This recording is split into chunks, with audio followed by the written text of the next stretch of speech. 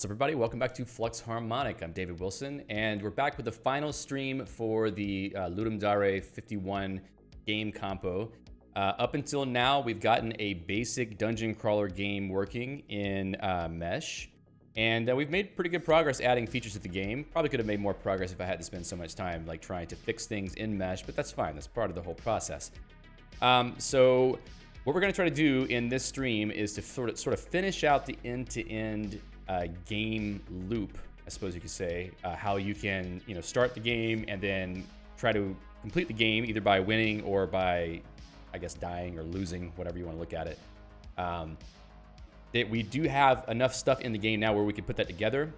So what we're going to try to do is just get started back on this list of things that we want to do and just try to get well, like I said, let's say win and lose state is pretty important, like right after finishing patrols. So let me show you what we got going right now. I'm just going to run the game as it is. Yes, we'll save the readme before we compile. That makes a whole lot of sense. All right, so as you can see, we have the green boxes are patrols that are supposed to be walking around, which they will after we finish that logic. And the yellow is an item, the one that you're supposed to be picking up. Also, there's a little timer down here that shows when the randomization is going to happen. So this is the every 10 seconds thing. So whenever this goes to 0, all of these positions get randomized again inside of the available positions of the map. I also have a little bit of logic so that the item will not show up too close to the player, and the patrols can show up close to the player but not like right next to the player. So it gives you a little bit of breathing room to get around them. And yeah, so you can see how they pop up like right next to you, and that could be a problem. I don't know. Like, this is just part of the game design process. We got to figure out if it actually works and figure out how we can make it better or more fun to play. So I'll just show you that I can actually walk around in the game while all this is going on. Now, the thing that I need to do absolutely next is when the player walks, those enemies should all be doing their own thing. They should be walking somewhere. Either they're wandering around, or maybe they see the player in the general vicinity and they start moving toward the player in whatever movable tile they have access to. So I'm not going to have time to write like a full line of sight algorithm. Maybe I will. I don't know. We'll see. We could do it for sure. But we'll see exactly how it all shapes up toward the end. I probably should put the number of seconds here also as like a countdown so that you actually see how many seconds are left. We'll figure that out. Hello to Alejandro. Yes, thanks. We did make pretty good progress this morning, so I'm pretty happy with it so far. We also need to flesh out the map at least to have like the whole area covered, because I think it won't be so much fun if it's just this section, because if the item is all the way up here, you got to find your way to it pretty fast. The other thing we need for a lose state is like a time remaining. So maybe we have 100 seconds to get to the item, and you have to figure out how to do that with the constraints that are in play. Yeah, I think we can get all that done pretty fast. So maybe within the first hour, we can try to get this sort of the end-to-end game loop working, and then we can focus on some of the other things that I had been adding, like traps and locked doors. So like places like this location right here or this location should be a locked door. And that should be able to be another obstacle for you to go through. There could also be traps in hallways, so you can't actually step on it. Things like that. I mean, I might need to make some multiple pathways to get into a particular room. So maybe like a pathway that goes all the way around here, that kind of thing. So we'll look into that a little bit further. Hello to Hyder, nice to see you. Also, another cool thing that I did that you will probably be interested in as an Emacs enthusiast is in the world text file, I actually added font locking so that when I edit the level, I can see the colors of various different things to know what I'm looking at. So 0 is the floor, 1 is the wall, 5 is a potential player start location. So every time you start the game, you will end up in one of these locations. 3s are places where an item can end up. So these are like fixed locations where whenever the randomization happens, the item goes to one of those places. And 2s are locked door or possible locations of locked doors, and 4s are locations for traps.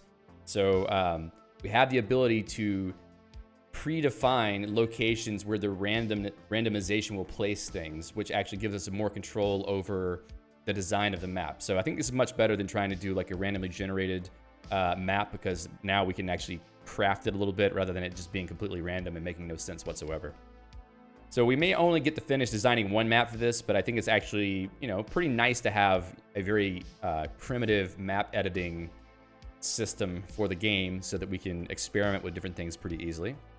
So like I mentioned before, let's actually do the pathway that might be helpful to the player to come around here. So maybe, you know, in most places there should be more than one way to get there, so that if there's a trap, maybe you have the opportunity to go around. Let's do this. 0, 0, 0. This is not the most efficient way to edit this, to be sure. So we'll maybe put a little junction point right here, and then even go like right here too. Have a little point. Maybe some just pathways between rooms. That way there's more options to get around if you want to. And I can make this room a little bit bigger, actually. You could put another 3 right here. And potentially a locked door right here. What else? So this could be more of a room here. You have sort of just a little alcove in this location. And maybe this is a place where an item can be right there. And then what should we have over here? Maybe there's like another pathway that goes over here. I like the fact that it's very easy just to sort of play around and figure out what might be fun to make. Little zigzaggy path. That might be a choke point of some sort. Maybe a long room that's kind of skinny. You can throw some traps back and forth in here.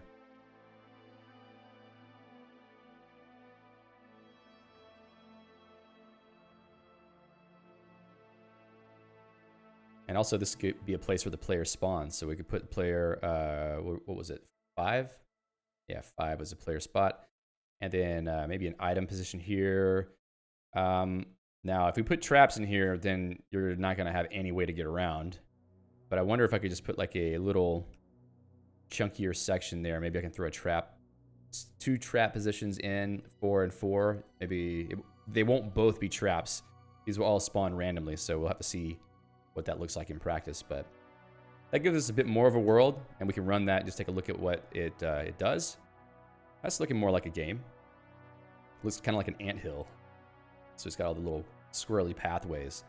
So as the thing goes, the item pops up in different places. The patrols pop up in different places. Also, I randomize the number of patrols that show up every time you start the game. It could be anywhere from 2 to 5.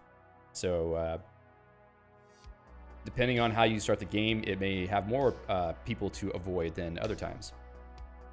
All right. So let's go on to making these patrols walk around.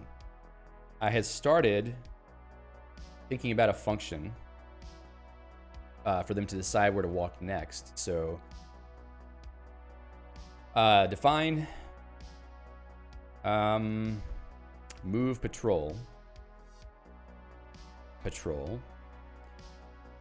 Now we have to have access to the information about whether a tile is passable. So they decide which direction they want to move in, and then we have to tell whether we can actually move in a particular direction. So that's something we could pass a position into. And I already have a function for that in world. So there's a passable function here. So we have the world in X and Y. So I'll be able to make a closure out of that and then pass it directly in. I'm trying to avoid having a patrol understand things about the world. Here's another little place where I'm passing in a function that can do a conversion without having to pass through the world. It's better from a design standpoint. Also avoids circular module references. So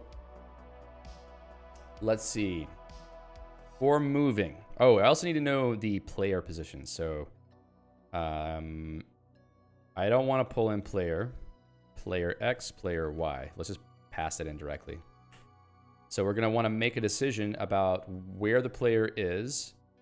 And there's another function that's kind of useful, actually. If I were to go game close, is close to player. So I might actually want to use that to determine whether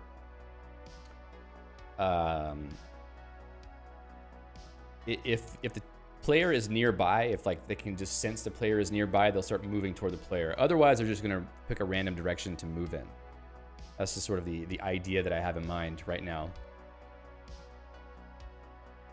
So there might be two states. So 2 states for patrol. One is wander in a particular direction. And 2 is pursue the player. So if you can get away from the patrol, they'll basically forget about you. So it's very, very simple logic to accomplish this. But I think it's not too hard. And maybe we can have a state logic. So if we do that, we need to have the logic functions be defined up here potentially. So define wander logic. And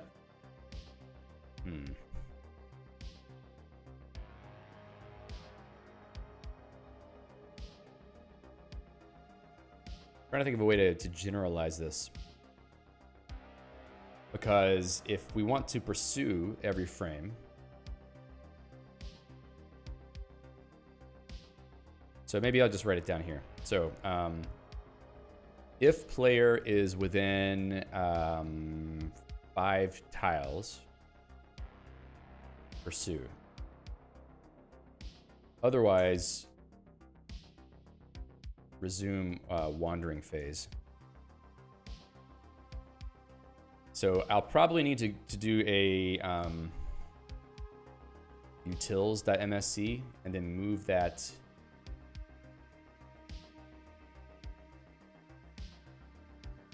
You know what? This is a general function. Let me just roll this back for a second. So is close to position. I think this is not a player function. This is a position function. We're just going to ask if 2 positions are close to each other. So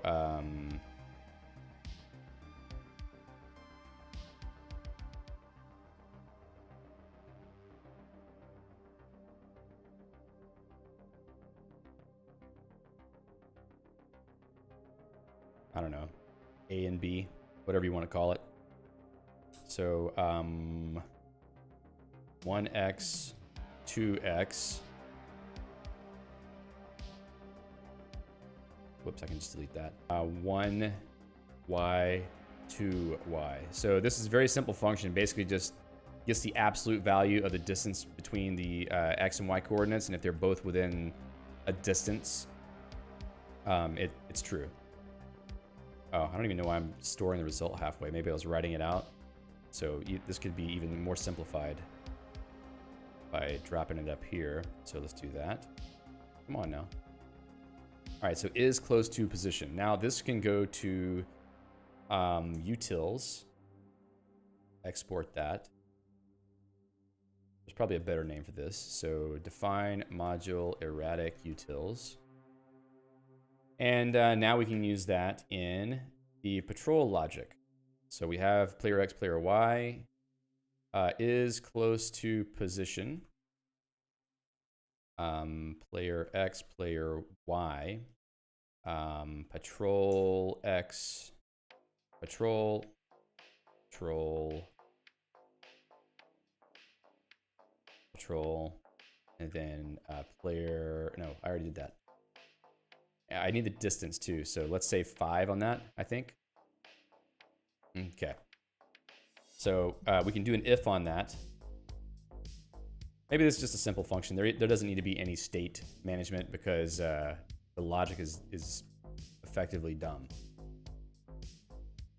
But what we do need is a direction.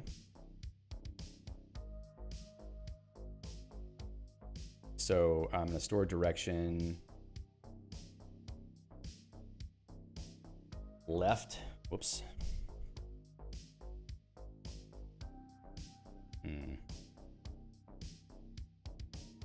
And steps.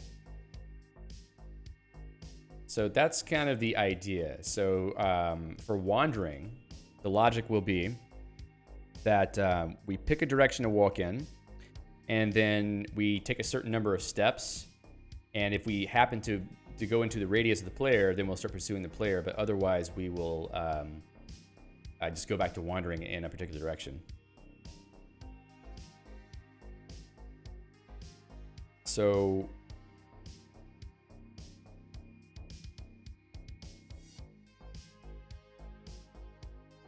how about this?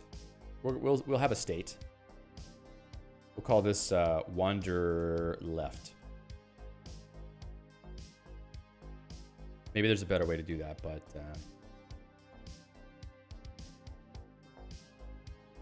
we could even make that. Okay, let's just make it work, and then we can start tweaking around with the design a little bit. Right now, I'll just stick to the reality of the implementation. So if we're close, we're gonna keep trying to move closer to the player. So the goal here would be to it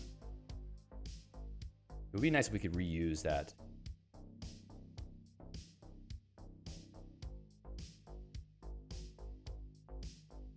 So we don't have to do the calculations again, but maybe it doesn't matter too much. Let next position cons. Nah, let's do this. Move X, and we're just gonna try to move in the general direction of the player.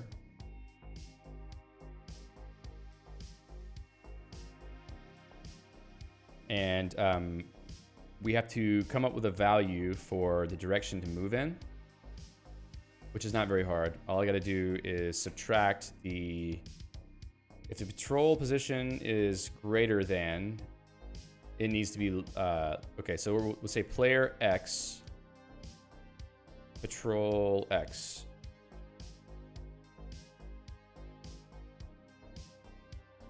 Alejandro says the on patrol is a record is state, but the direction creation, you call it direction. Did I? Yes, thank you. This is what happens when I keep changing things. Thanks for catching that. Okay, so the logic here is that if patrol X is greater than player X, then we should end up with a negative number. So by doing this, we subtract the patrol X from player X, and then that will tell us that that we need to move negative. If player X is less than patrol X, then it's going to end up with a positive number. And I know that this is going to be greater than 1, but I'm going to fix that whenever we start applying the position. So let's just do this first. And now that we have move X, move Y, we can move the position. So patrol X set, and I'm gonna do move X divided by move X, because that will just be the magnitude, a negative or positive effectively. And then we're gonna set Y's here. I need to go set the Y right here as well. So at least if we're close, we'll move in the direction of the player, I think. That should be enough to do that. So that's good. Now in game, this is close to player, is close to player. This is going to be is close to position. And we're going to pass in player X, player, and player Y, player, X, Y, 1. And what is this for? Randomizing patrol positions, okay. And same here, is close to position. We were using all this stuff to make sure that the randomization puts things further away from the player. All right. So now that should let that be generalized, and I can delete that function. And now to make the patrols move, what we need to do is when the player moves, then we're going to activate the movement of patrols. So check we walked over trap, move all patrols. Here we are. So we don't need to do anything special here. It's just a simple loop. So I can even do, let's say, a map of lambda. Let's see. Patrol, player X, player Y, passable. Oh, that's one thing I didn't do is check if a direction is passable. Okay, that's a problem. We'll have to figure that out in just a moment. Let me make a note though, so I don't forget. Need to pick a new direction if the target tile is not passable.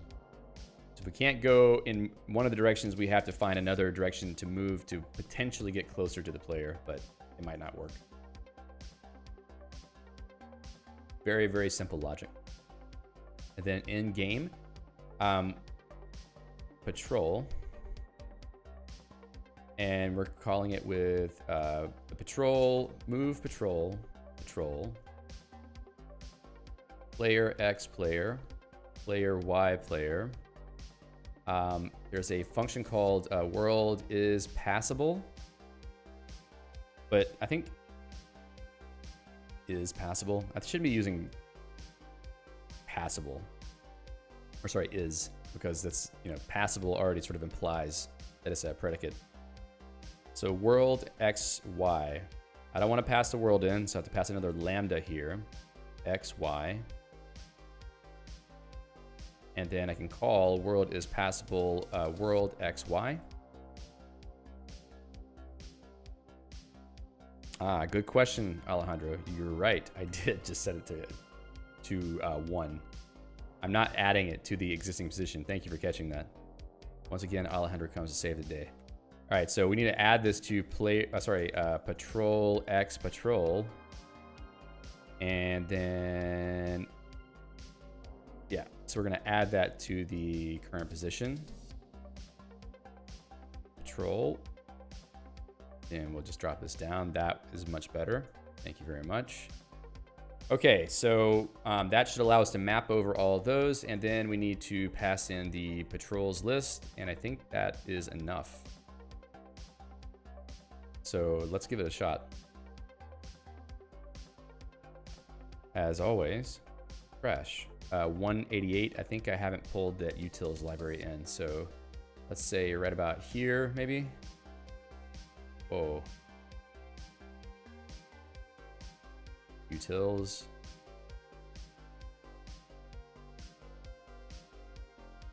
Okay, abs. Okay, I need to go into utils and pull in mesh math. Import mesh math. Math, not match.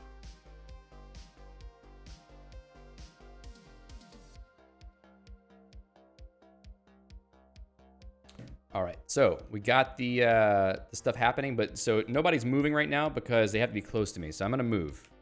Oh, all right, move patrol. Move patrol probably is not exported. Export. There we are. Now when I move, is close to position. I think patrol needs that also imported. Let's import erratic utils. I really need like linters in here to tell me that things are missing. Record field setter requires a record instance. Okay, I think I screwed up in patrol 46 GG. Yes, I keep forgetting to put in the instance. Go away. Maybe this time it'll work. I think. Hey, all right, this guy moved. He moved the wrong way though. Okay, he's moving away, so apparently that's not the right direction. Where did what the hell just happened? Yeah, wow. It like disappeared off the map. That one came toward me. It moved diagonally though, that's wrong. Somehow, I shouldn't do this unless, so if move Y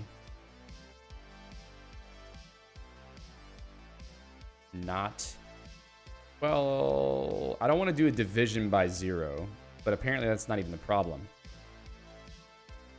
So that just adds and doesn't count for negative movement since negative times negative equals positive. Negative times negative equals positive. Turn down this music a little bit.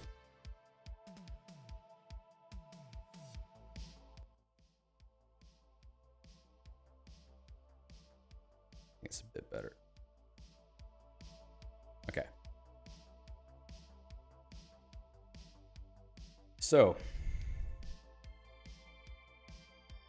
let's write down what we think this is supposed to be. Display, move X. Talking about move X and move Y. Yeah, so, oh, you're right. That's right, 100%. Great point, thank you. So this should be absolute value. Nope, one of them should be absolute value. So let's put abs on the first one. 100%. That'll get us closer to it, but it's still moving kind of like, wow.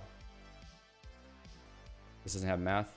Of course not. Let's put mesh math up, math. Then we'll try that. Okay. Moving, moving, moving. Okay, now, yeah. All right, that's right. Now, I think what's happening is they're on the same tile as me. So that's why it looks like they disappeared. They basically just ate me, and now they've become a part of me, or vice versa. So, that's cool. It moves toward me. It's very aggressive in the way that it moves. Is it even possible to escape?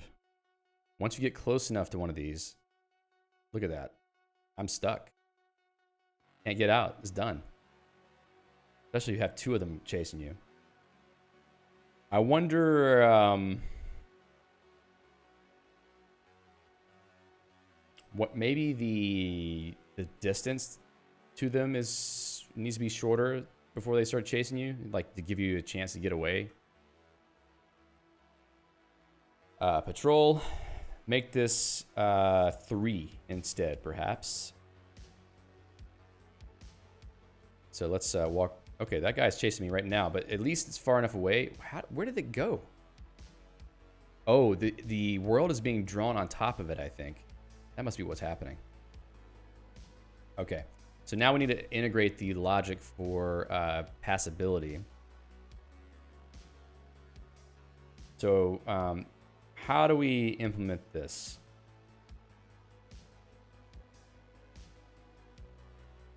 First, see if we can apply the movement in both directions.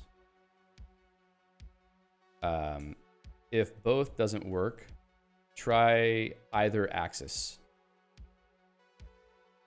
So we'll try to move X first and then Y. So I think we need to have this cached, potentially, which means I need to do another let where I rebind the value effectively.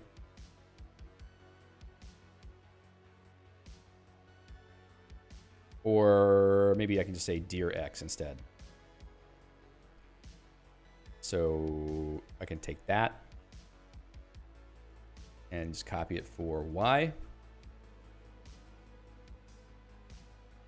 No.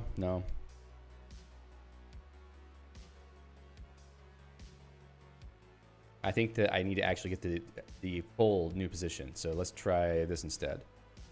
Plus patrol X patrol. Yeah, if they can't walk through walls, I think it will be less aggressive. So maybe if you can, get into a corridor, it's easier to get away. I don't know. I like how, there's some sort of emergent game design mechanics that show up just by virtue of the simplicity. If I end up releasing any games, it's going to be small stuff like this, I think, because it will be more fun to think about how to make simple games fun, especially if they're replayable. I actually do want to finish this game and the one we did for Ludum Dare 50 and release them at some point, but you know, I need a lot more time. I need to have less to do on the compiler and language itself, and then I'll have more time for the games. All right, so Y.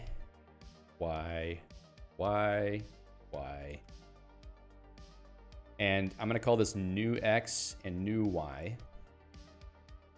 Now, if passable, new X, new Y.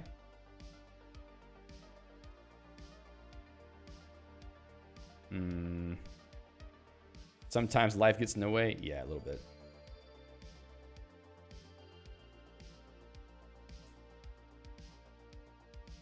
I want to just store the new position.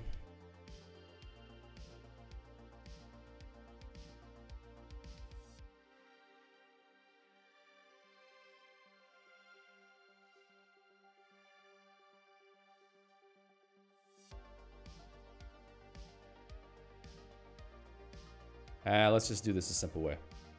I don't want to have to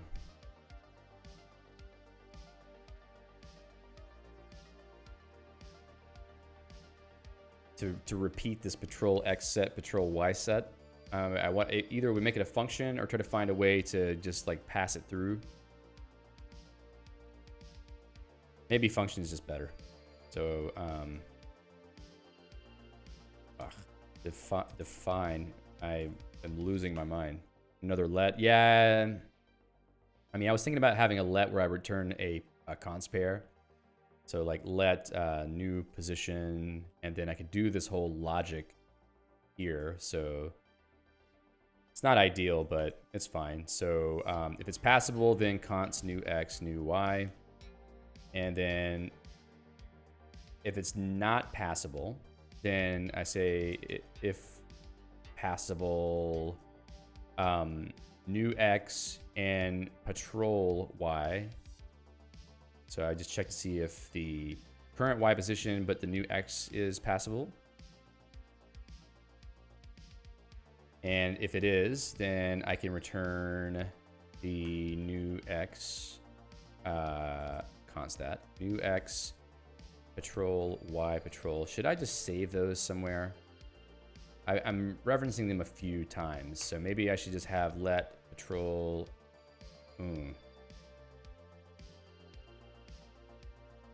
X. Let's just keep it simple, huh? Patrol X. Patrol. Y, patrol, Y, patrol. X, Y. X. Y. X, Y. Yeah, this is starting to seem like a good idea. Just skip a whole lot of calls. And then Y. Y. Then if passable, X, new Y. Const X, new Y. There's probably a better way to formulate this. So then at this point, I'll just say they don't move at all if the last choice is not passable.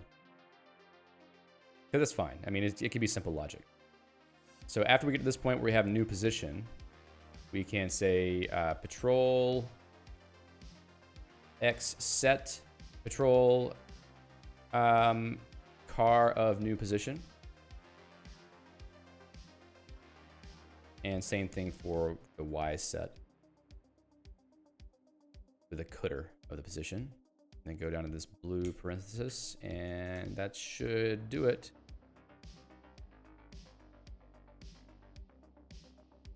Decide which direction to move for pursuit.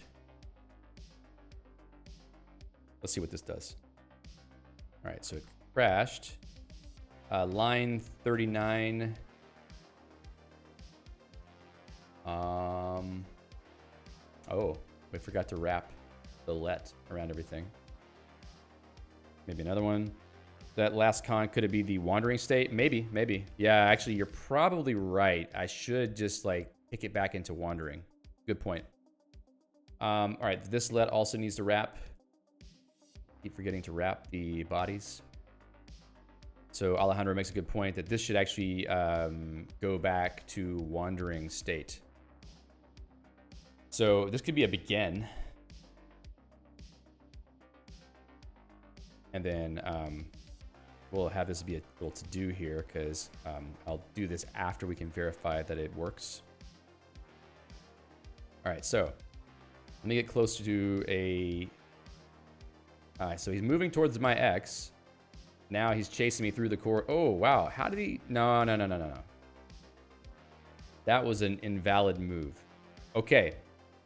So I think I have to lock it so they can only move in one direction at any given time. So we cannot allow them to move diagonally. That's the reason why they were catching me so fast. They need to follow the same rules as me.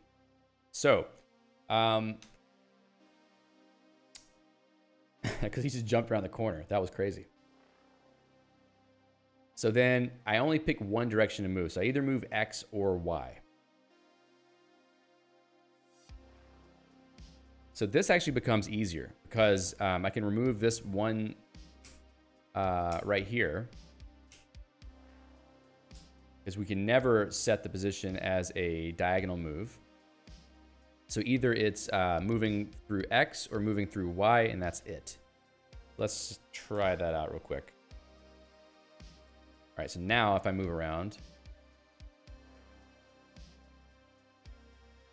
somehow it detects me though. Whoa. How'd it get me? Oh no, the timer popped, so it moved it away. See, that's the thing though, that timer can save you. It would be nice to have a visibility algorithm. This thing is tracking me too well. I think that the distance algorithm is not working correctly. Because that's too far away. Way too far away. Why is the other one not moving toward me? There he goes. Finally woke up. All right. Ah, go away. Yeah, it would be nice if I had like some kind of visibility algorithm. I guess you could just wait until the timer pops and they'll just disappear. Maybe that's the strategy actually. The measure distance is a diagonal and doesn't consider the walls. Yeah, still though.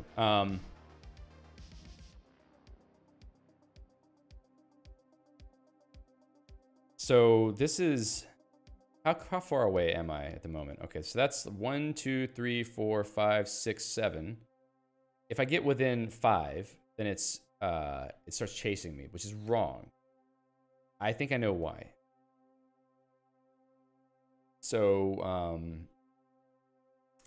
in this function, I'm not actually dividing the distance by 2. I kind of want it to be sort of the perimeter around. I was just picking values that... Where is it? Oh, it's still 5. That's wrong. That should be 3. That explains exactly why it's happening. It's way too far. I can see way too far. So I want to get like really close before it becomes a problem. Go away. Kind of cheating though if you just wait for the timer to pop. Seems like if they get right next to you, it's done.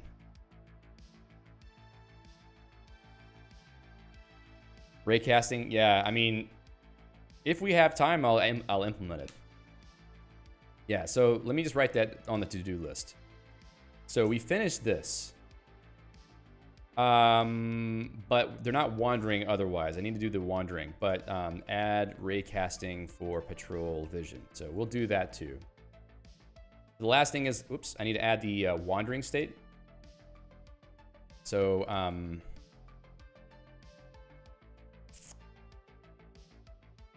need to pick a direction.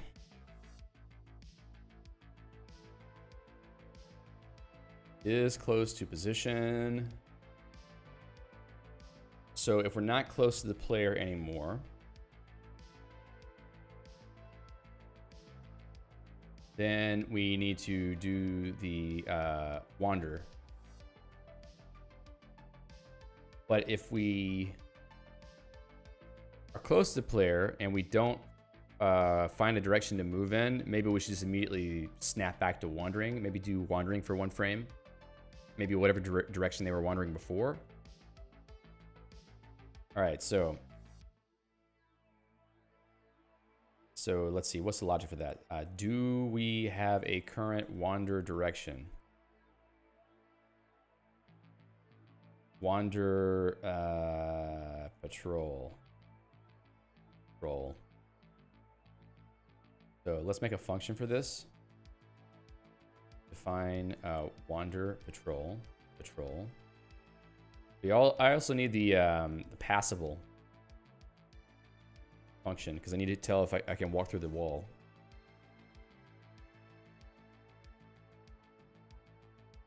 So let's add our little comment here. Do we have a current wander direction?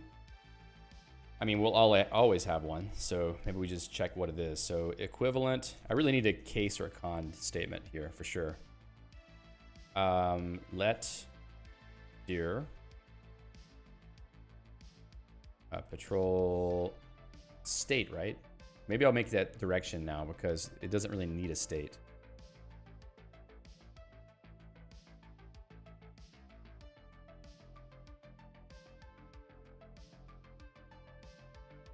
Okay. All right, so if equivalent, first of all, I need to check the number of steps left. So if, and I'm gonna start steps off at 0. So the logic is if there are steps remaining in the current direction, take a step. If the step in that direction is not passable, pick a new direction and go that way, resetting the step count. That's sort of what I have in mind. So yeah, I want it to basically, well, no, yeah, I could have it like pick a location and walk toward it, but I think it's just simpler to have it wander around sort of aimlessly in some direction for a certain amount of steps. And then when it runs out of steps, it will also pick a new direction and you move that way. So it's just like, you know, it seems like it's walking around with some kind of purpose. So if equivalent patrol steps, patrol 0, maybe I should make 0 first. Then we want to pick a new direction. Define pick direction. I don't know. Do I want to make this a function? Probably need to pull it in a couple places. So I will have a list. I think list take needs to go into utils actually. So let directions left, right, up, down. And then what I'll do is list take directions rand int 4, because that will give me 0 to 3, and that will just return. Oh, I need to do a car of the list. Do that. So now I need to go to game list take. Let's go move that on to utils. All right, cool. So now inside of patrol, I can pick a direction, set direction, pick direction. I'll begin here.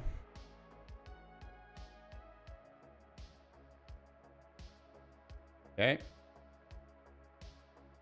So then do I recursively call wander patrol?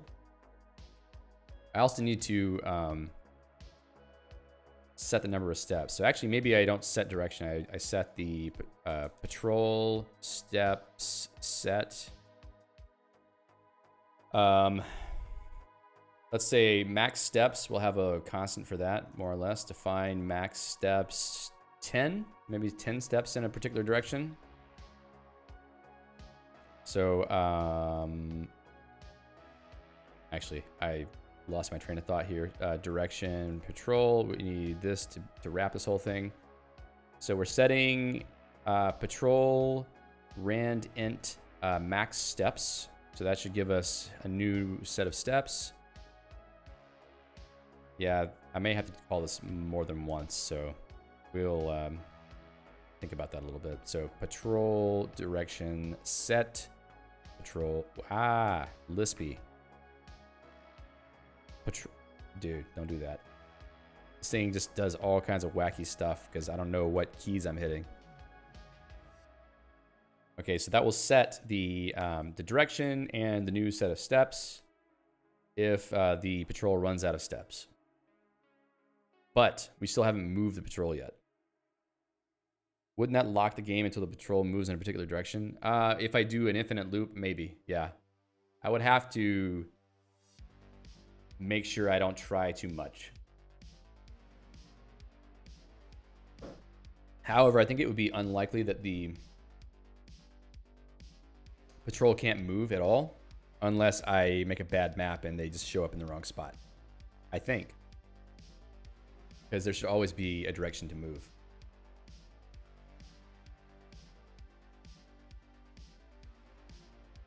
All right, so we got the direction, current direction. So this just sets however many. Okay, this reset the direction and steps if necessary. If we're out of steps. All right, so that's that. If equivalent 0. Otherwise, we're just going to set steps set patrol minus patrol steps patrol 1.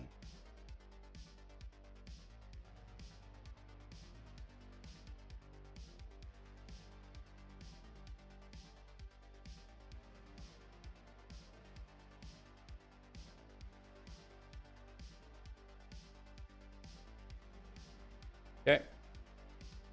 So that takes care of the steps, but we also need to move the, let's see, wander in the current direction.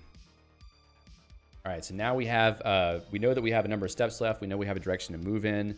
So let's do that. And I think actually, that's fine. That's fine. Let's do that.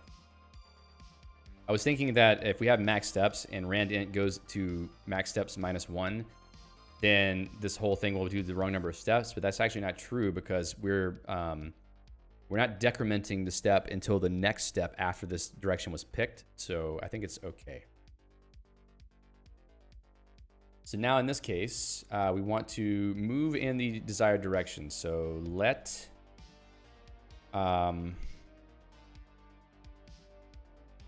move delta, and then we're going to say if equivalent. Oh, and also we need to set. Let's do this.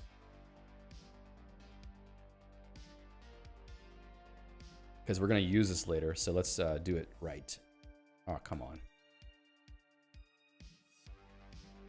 Direction, direction.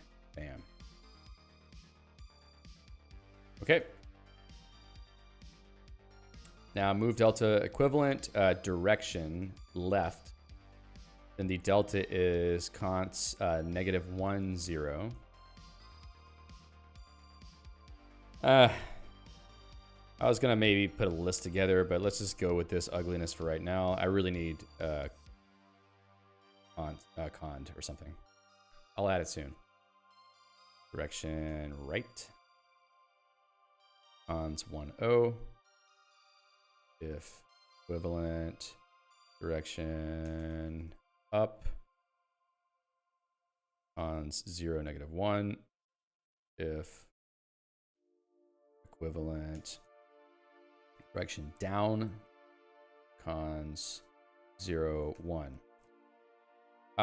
Otherwise, cons 0, 0, because who knows what's going on there. Now that we have our move delta, determine whether we can move in this direction. If passable, do we have X and Y? Maybe we should. X is patrol, X patrol. Y is the same. So if passable plus X car new position. What I'm going to do here is if we're supposed to be moving some number of steps in a direction, then if we hit a wall in that direction, we're going to just choose a new direction. No, I won't keep trying to walk to the wall. We'll make sure that doesn't happen. All right, so if passable, X and Y. That's okay. So if it's passable, then we can actually move the player to that position. So we can say begin. Did I make a function for that? No, that's okay. You just like steal that real quick.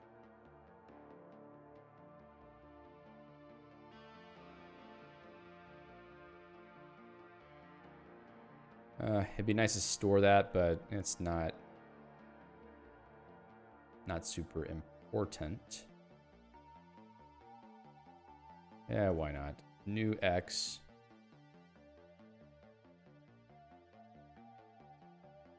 We're not going to reuse it anyway, so it doesn't matter too much. It is fun when in a game and any looks dumber than I am. Well, it may be the case that we will, like, if they can't move in that direction, maybe they lose their move for that frame or that tick, and then they choose a new direction and they start moving in the next frame. That may actually be how the implementation shakes out right now anyway, if I don't call it recursively. So it will probably do that, and we'll find out in just a second whether that happens. So we don't need that. We can say new X here. We can say new X and new Y. Passable new X, new Y. Then we're going to just use those same values, new Y. And that's all well and good. However, in this case, if it's not passable, then we got to start over. So this is why I think this logic probably should be broken out into, or actually this pick direction should be mutable, and then it should do this whole logic. So what was I doing there? Set direction, pick direction, and then these two pieces of code. Yeah, they do bump into the walls, and their head hurts, and they can't walk in that direction anymore. That's what's happening.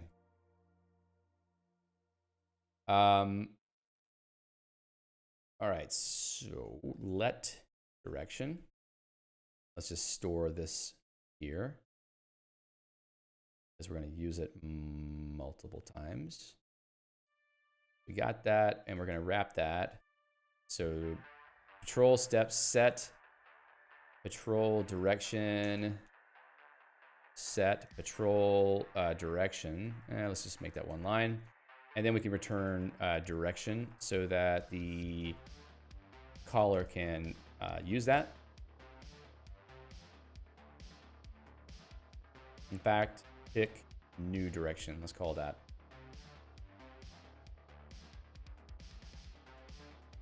And we don't need this here anymore, which means we can take this out also. Whoa. Yo, Lispy, chill out. This is pick new direction. My fingers are not obeying my brain today. All right, so now if we got all the way down here, we're gonna just call pick new direction.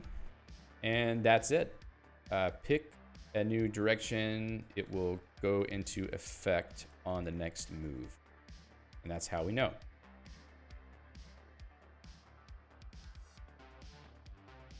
It's movable or passable. Apply the move. Now let's make sure that we're not, yeah. We're only allowing it to move in the direction that it's specified, so I think it's fine. Let's see what happens. Oh. 73, probably didn't wrap a let correctly. Yeah, exactly. There we go. List take. Let's go into utils. It's probably not exported. If I had static analysis on the code, I would be able to find these things before they became problems. So I'm going to move. Oh, expected 2 items, but got 1. Looks like 110. Not here. Must be game.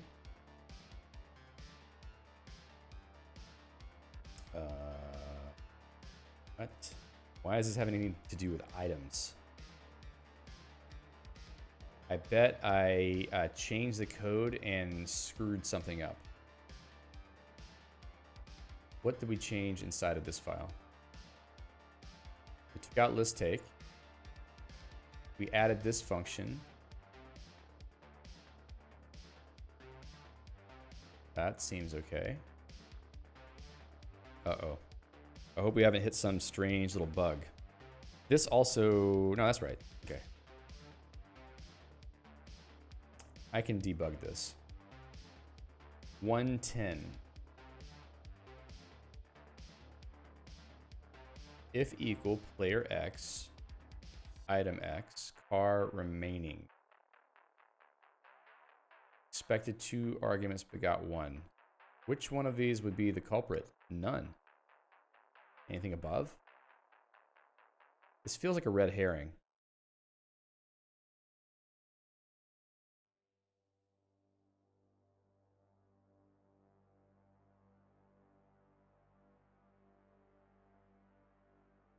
Something seems wrong here. Let's see. This only happens in the move function, so definitely in here somewhere it's a problem. So let's just write some log statements. Before items, and then, oh, it printed items out, so we know it got to this point, at least. Before patrol. I don't know why it gave me the bad error message. What if the list is empty? Yeah. Bad error message. You know, is it possible that it's in another file?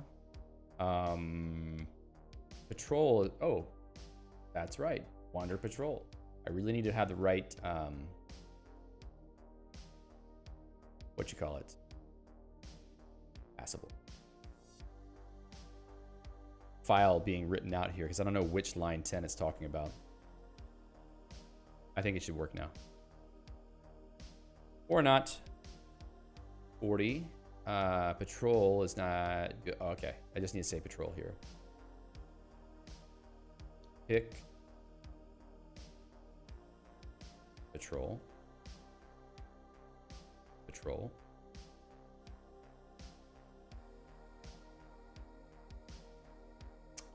New bus position. Yeah, which one? 72. Ah. What was I trying to do there?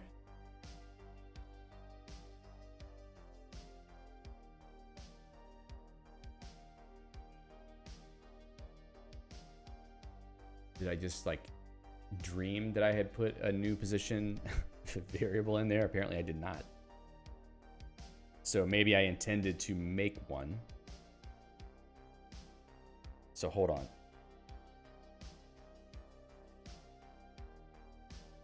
X, oh, I think it's just move delta, right? No, it's car move delta. I'm just being dense right now. Not enough sleep.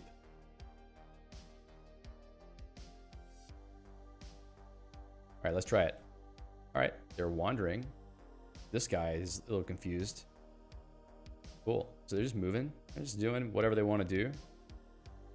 And now they're going in another direction. And now this one should pursue. Hey, there we go. Oh, go away. Go away. There we go. The timer reset. Sorry for you. Okay, the problem is though, okay, he was pursuing, or seemed to be pursuing for a while.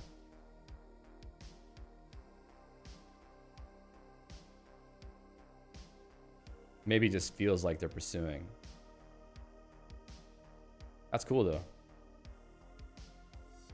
Great. We're in game before items. Boom. Cool. So then let's go and mark that off the to-do list. That works now. So the most important thing we need to do before the end of the day is implement a win and lose state.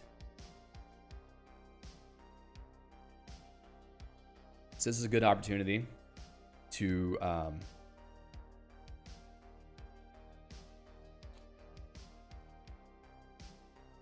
Alejandro says, that's fun. Maybe the guy looked confused was because he bumped his head into the wall. Yeah, I think he must have bumped his head multiple times.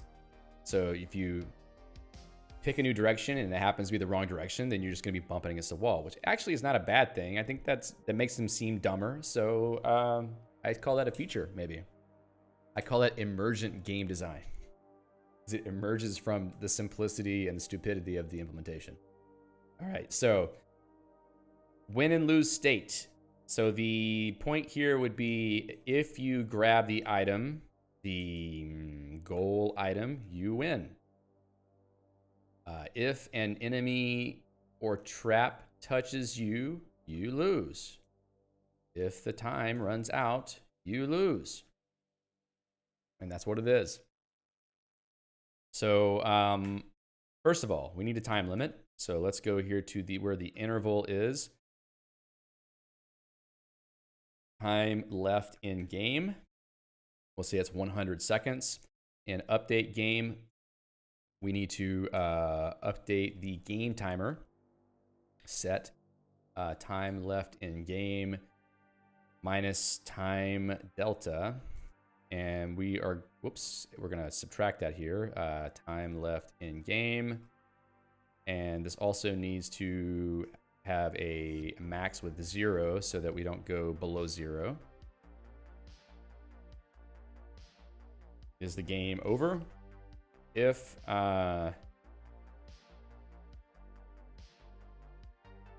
let's do this. Go away. Equivalent time left in game 0. Then we'll just start writing messages out for now. Display game over.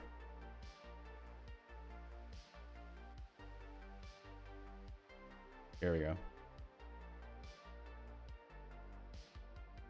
Game over, man. And otherwise, just forget about it. So we also need to render the amount of time left. We need a decent font for that. I might be able to use a small font. Let's go back to main.msc and small font. I'll just grab the same one. It should load the same one out of the asset pool. I'll go into game again. Let's go to title text width.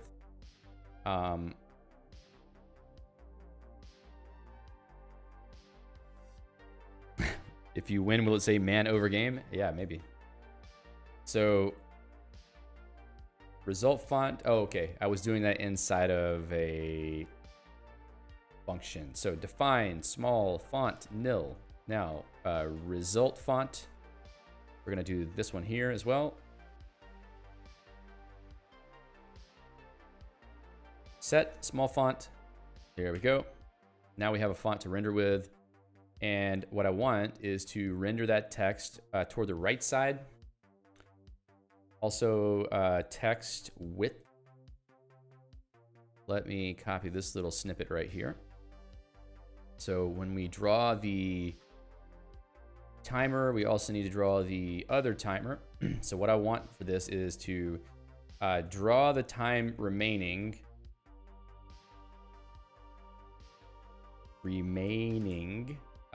right aligned under the map. So we're gonna say render text, I think. Render text. No, don't have it here. So let's go into main, render text. Let's just steal that.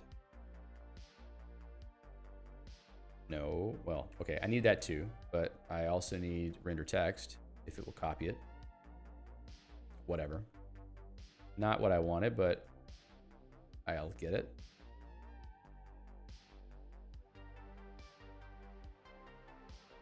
Time remaining.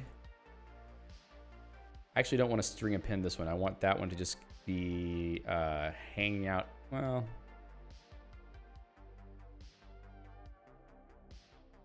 let's just go with this for now. So,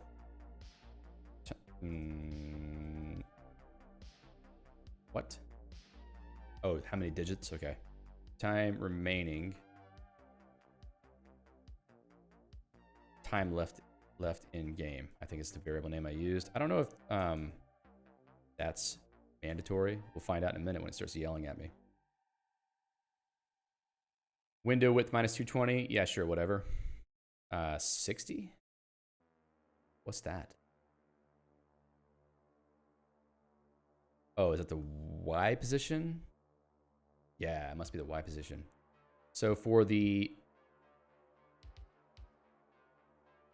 Oh, cool, cool, cool. I thought I had just muted the stream. So we have the position of the rectangle, window height minus 125. Let's go for that here as well. I'll replace the 60 with this. So this should be the font, the string, the X, the Y. This will also use potentially, but right now I'm not going to bother with it. Cool, cool. Let's just see what it does. It's probably going to be rendered off the screen. String append. We need mesh string. And I really need to beef up the tooling on this.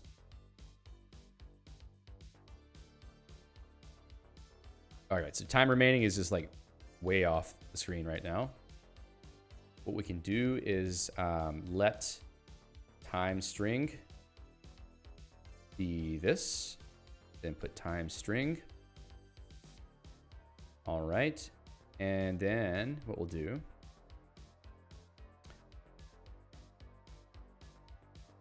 is right here, window width minus. We'll take this little bit.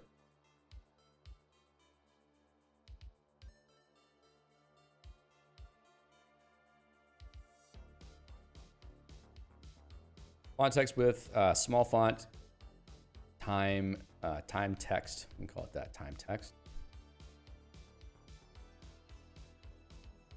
It's not going to be perfect, but it should work to some degree. Okay, time text.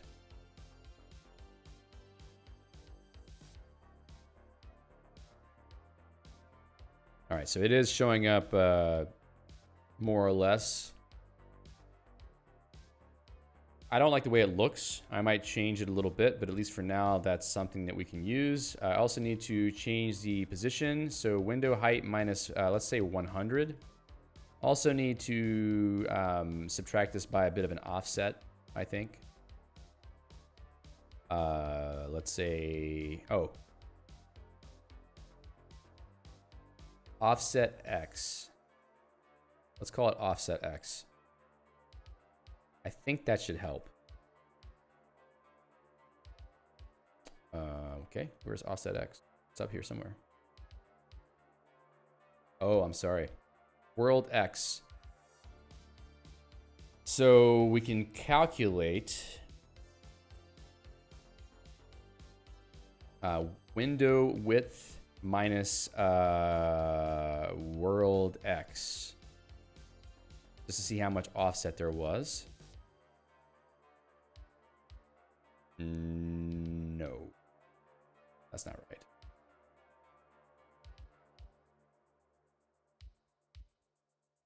suppose maybe that's right. Maybe this is right.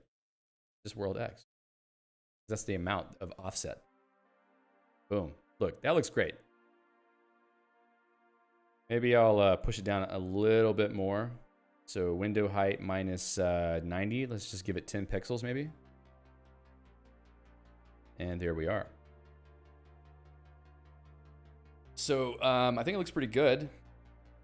Tells you how much time is remaining. And you have 100 seconds to go grab the item. So right now I would win the game effectively.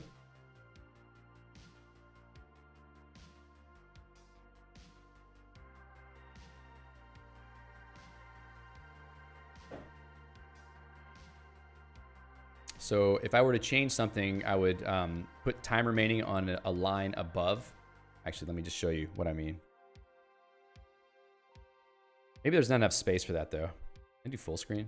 Yeah, sort of.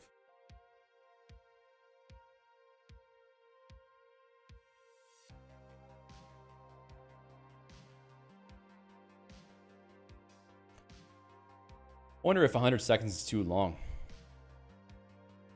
Has a nice symmetry to it, 10 by 10, but I guess for me doing testing of the game loop, it feels a bit long.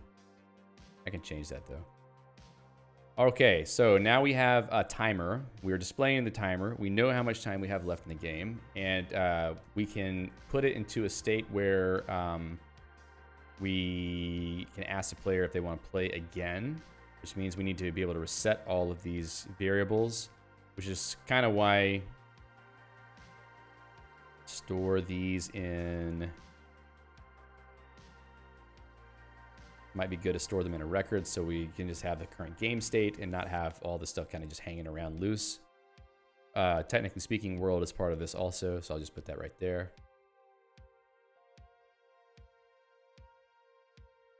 Okay.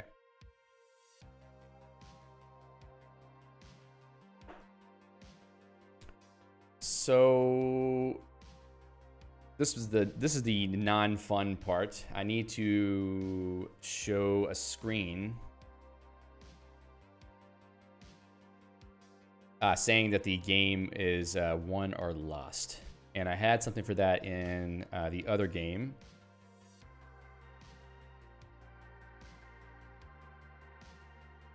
Over.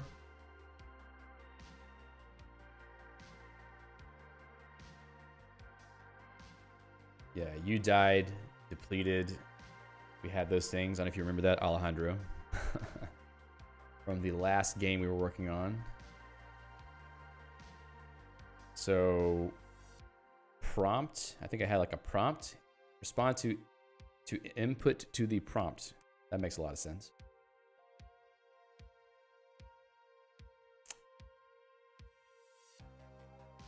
So we were rendering the prompt. Okay, so we had a game state. Probably that's what I need here is just a game state to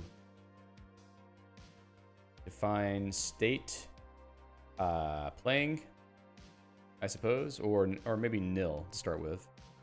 And then game init will set that to playing. Or init game, whatever I'm calling it.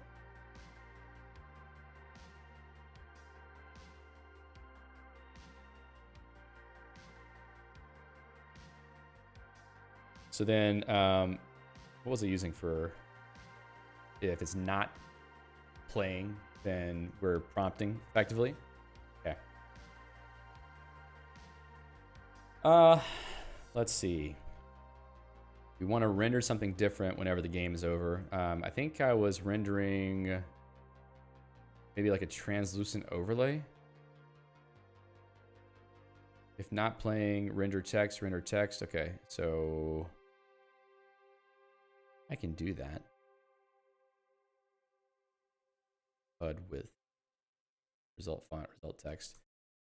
So I do have a result font.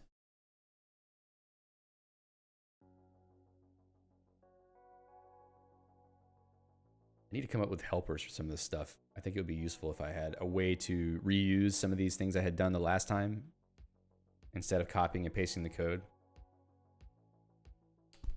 So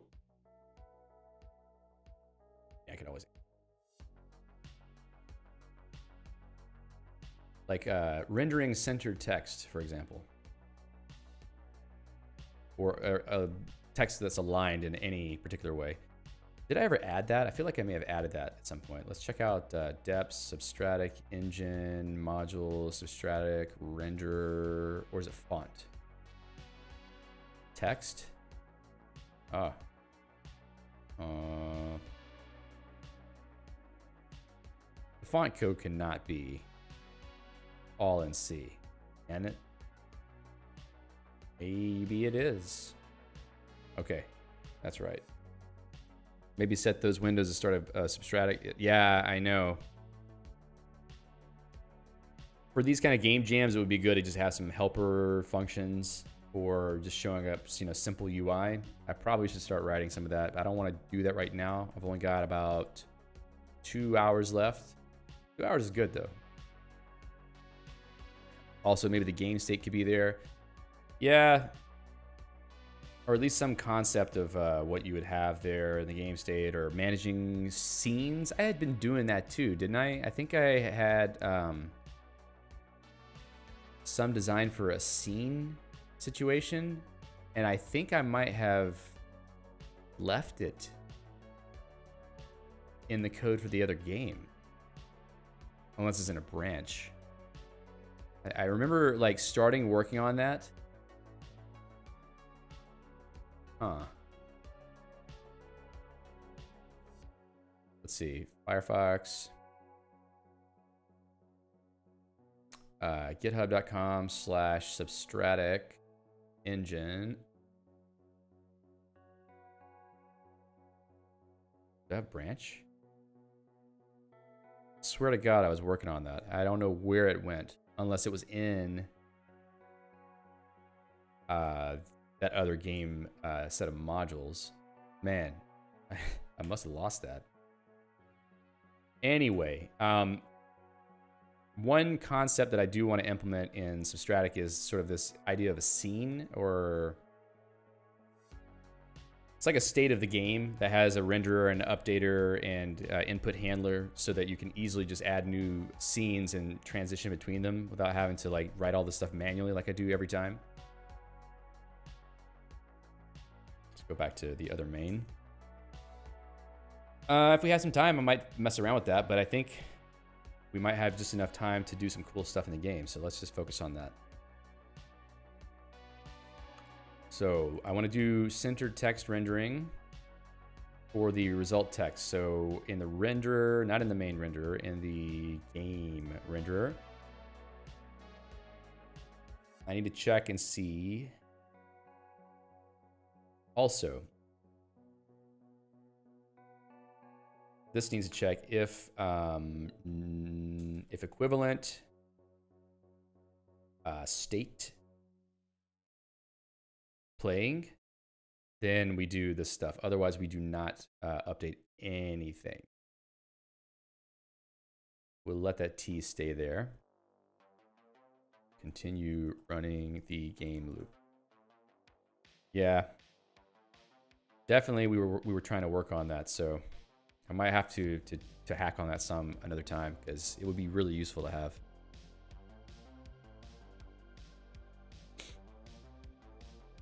So now if the game is over, everything will pause. I also need to make sure that this move player, handle game event. So handle game event, I kind of feel like instead of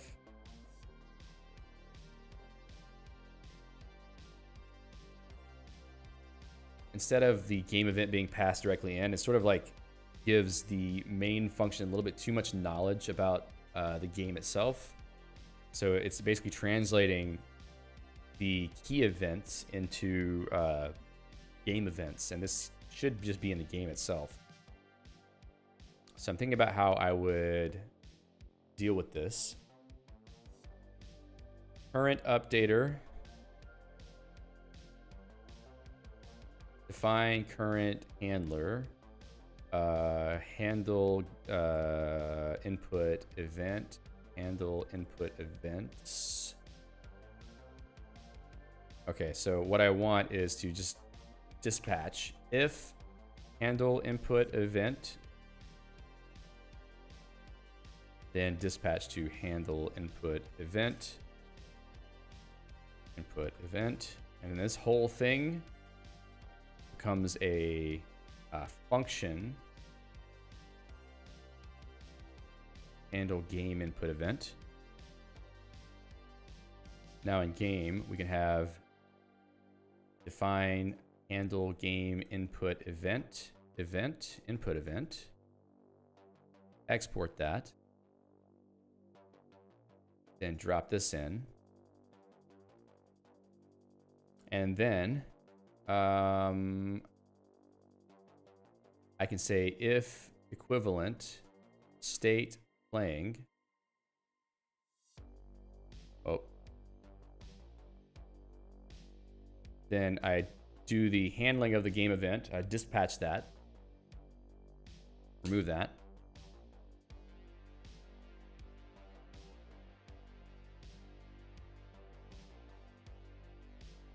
And then otherwise, if it's not, then I need to handle prompt input. Handle game input, handle prompt input. Okay. So then back in main, I can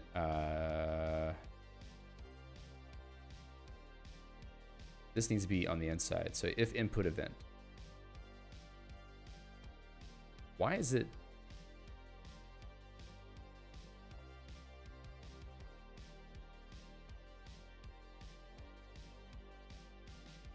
Okay. So this seems okay. Oh, I also need to do the loop. I had deleted that from the other function. Let's steal that and then replay the edits. And then right here, I think I don't want to run that unless.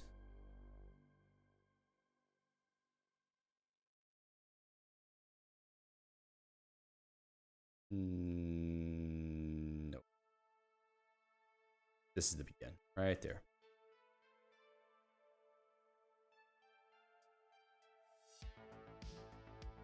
Because we want to consume the events regardless of whether there's an event handler, but there's always going to be an event handler. So the handle input event function or current handler, if current handler, current input handler,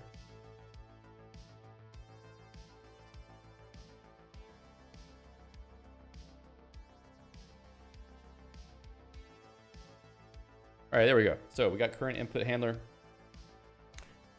And now we should be able to pass everything along. Let's move these key bindings into the game. We'll put them toward the top because they're sort of, you know, data we need for the game.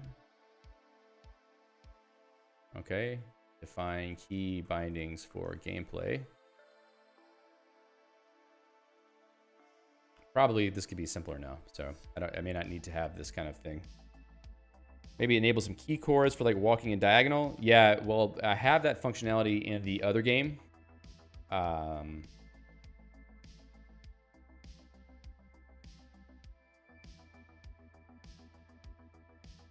What am I doing wrong? Expected right print in the if expression. Did I forget it here somewhere? Oh, okay. I need to wrap this. That's what's going on.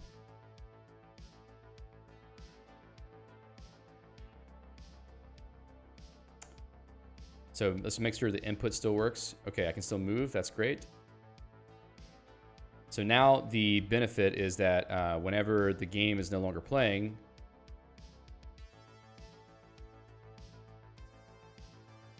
I don't actually implement that state yet.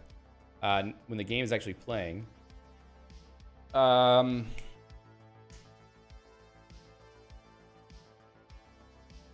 can end the game based on something. So picked up item. This would be something that would set the game state. Set state win. So now, if I go pick up the item, it should let me win. Where am I? Oh. I'm just going to consume all the patrols here. That's a long path around. Oh, and the item moved. All right, so now I won, and I can't move anymore because the game state has stopped. So what I need to do is actually render the text over the top to say that they won. So render game, render the patrols, render the player, render the randomization timer, blah, blah, blah. And right about here, draw the game state prompt if necessary. So if equivalent state win, then we're gonna render text, render, what is it called? Result text. Small result font. And then you win. So we'll say window height divided by 2. And then window width divided by 2. We need to do a little bit more work on those to make it look correct. So that should be enough. Let's just see what happens. So yeah, what I was saying is I did have a controller like that. Okay, whoa, that is not the position I was expecting to see this in. In the other game we were working on. So I need to move that controller class into Substratic because it does work pretty well for doing multiple key movement. Okay, so this is window height divided up. The dimensions are flipped, of course. So let's say result font. We're gonna say define win text, you win. Define win text width nil, because we're gonna have to calculate that after we get everything initialized. Lose text.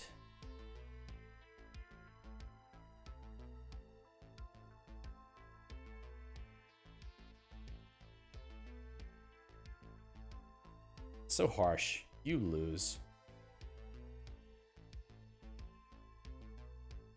I still like Alejandra's idea of like you have to actually grab the item and escape. So maybe there's going to be exits that you can go to on the board. If we have time, we could try to do that. It's a good idea. Okay, so in init game, calculate reused text sizes. So set win text width. Win text width, and that's going to be font text width.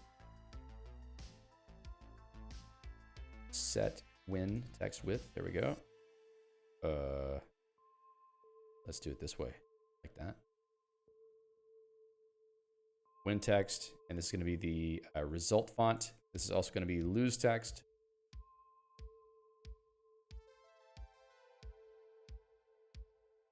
Then down here, we can make this more centered by saying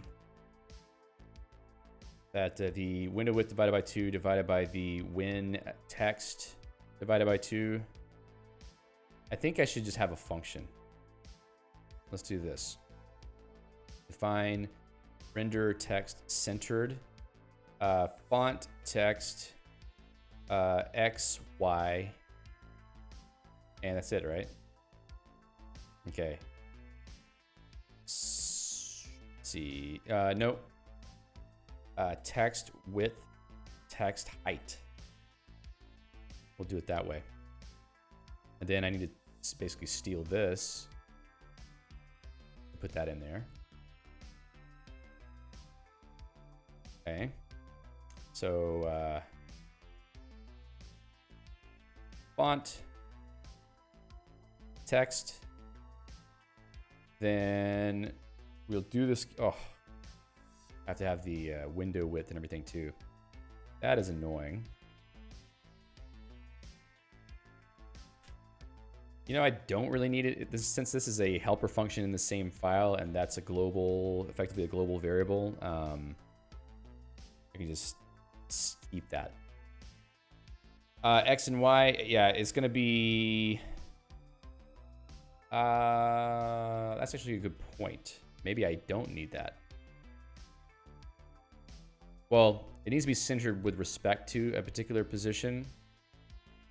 So maybe that's right, actually. It's centered on a particular point. Thank you for clarifying my thinking there. So this window width is X minus win text 2.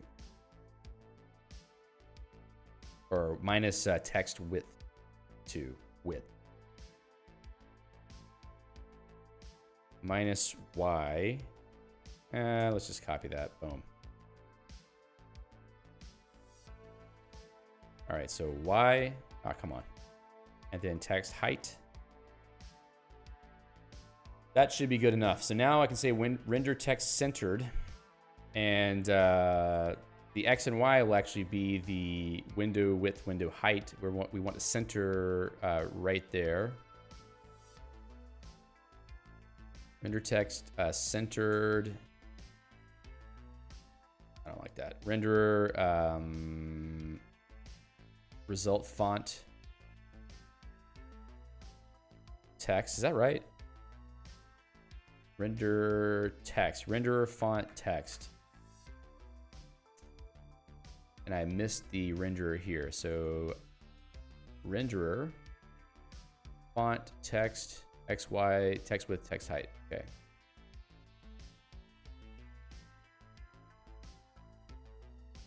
That's what I want right there. Now I don't have, oh no, I need to have the text width and text height as well. Win text width. I don't know how tall the text is. I'm gonna say 16. Probably wrong. And I need to go catch the item. Wow. Undefined variable. Oh, win text. Okay. Yes, I need a mesh LSP. 100%. Oh, where is the text? Okay.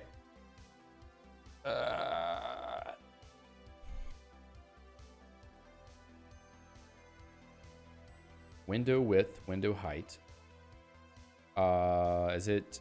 Oh, X and Y comes first. I think that's the reason why. So then these go here.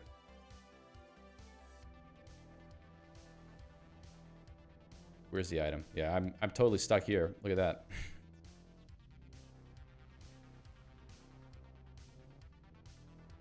Okay, that looks good.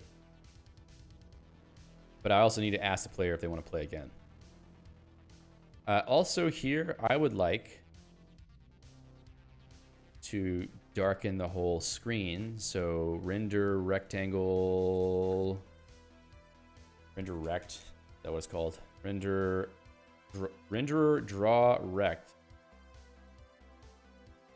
Fantastic naming. Renderer. 0, 0 window width. Window height.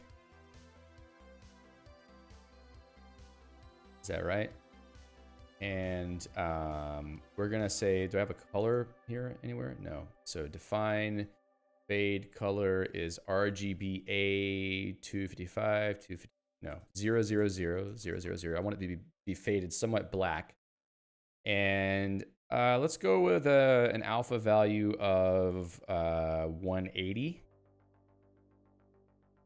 And we're gonna use that color to fade the screen a little. This is gonna be fade color. Draw the win text. Probably should do either of those. Hello, Manuel. Nice to see you. Okay, so let's check it out, see if it actually works.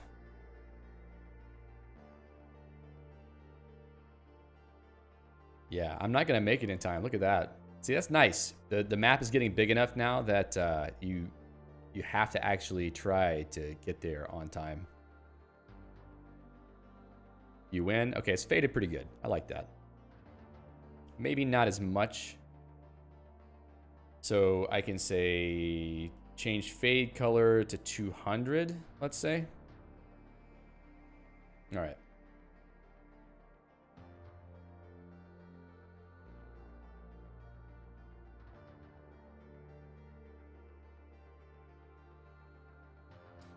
And we also need to make it so that the fading can be on any state that does not play. Yeah, exactly. I'm thinking that this should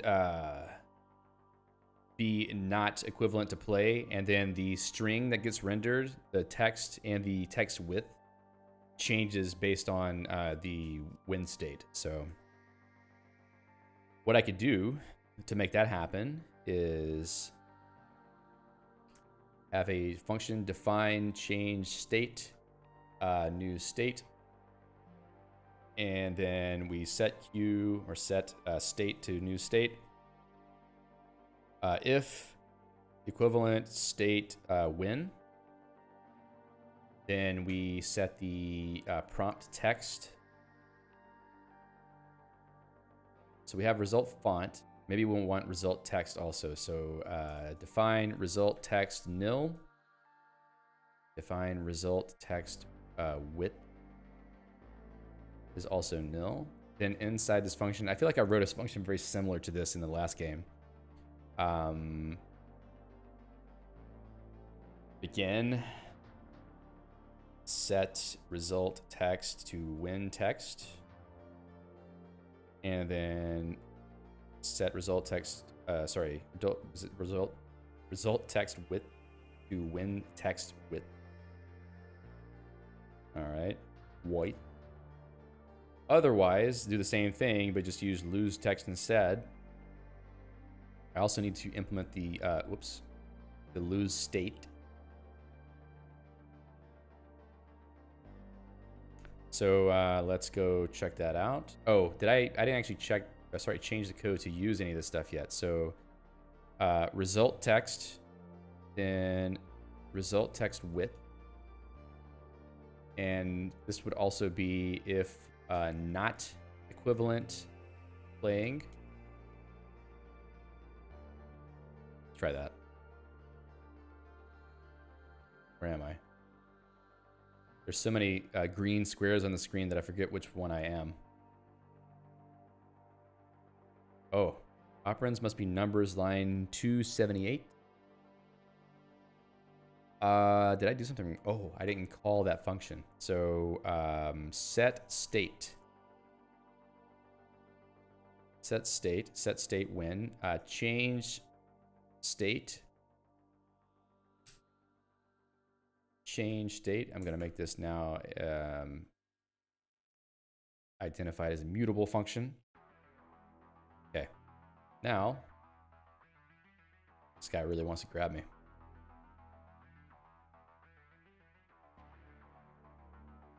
Oh. Oh, come on. 154. I apparently said win and not the symbol win. That explains it. Where am I? Okay, so that works. Still a little bit dark. Maybe I'll pump that to 220. Oh, actually, I'm going the opposite direction. That's increasing the opacity, so I should actually be at 150 if I want it to be more translucent.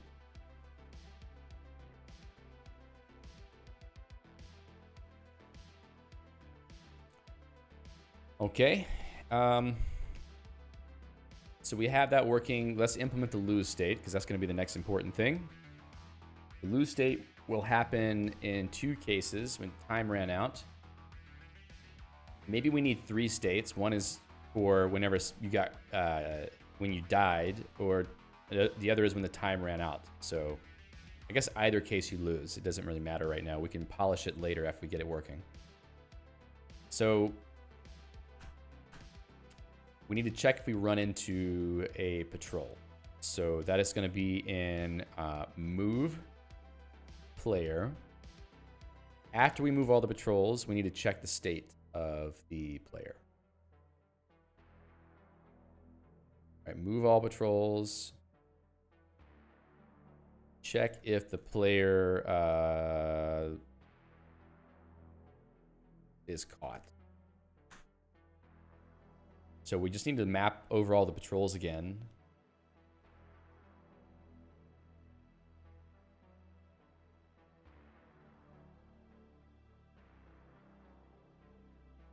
And we're going to do a little check.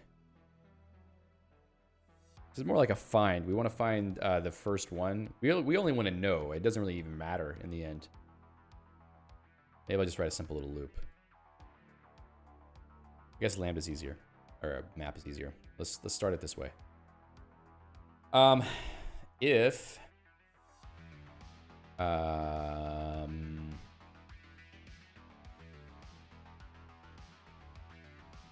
player X player, patrol X patrol, and not very complicated logic, equivalent, player Y player, patrol Y patrol, then you lose.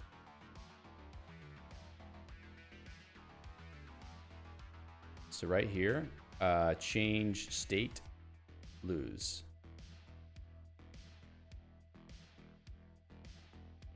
And then this is patrols. And that's it. Let's see. I got a guy right here. Oh, change state. Oh, it's supposed to be with exclamation point.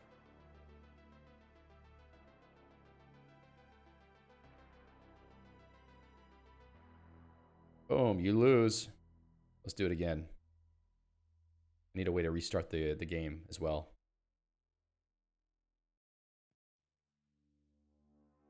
So, okay, we both moved to the same spot at the same time. That's the reason why it looked weird. Cool. So, now I need to make a prompt to ask the player if they want to play again. Do I have a function to get the height of the text?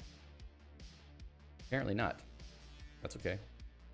Result text height width. We're just gonna make something up here and adjust it if necessary. I need to go here, result text height, and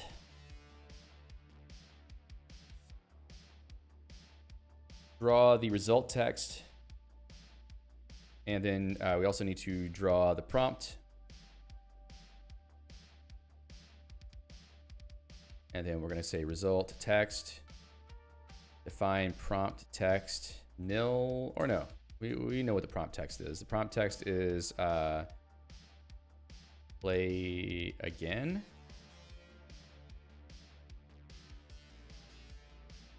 Then we just press Y or N to play, and that's it. Yes, Emmanuel, this is written in Mesh, the language I've been working on.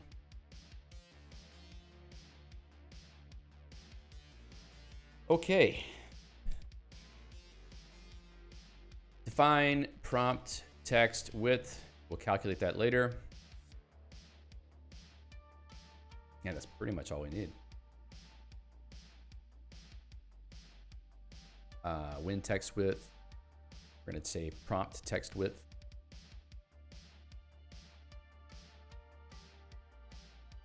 All right.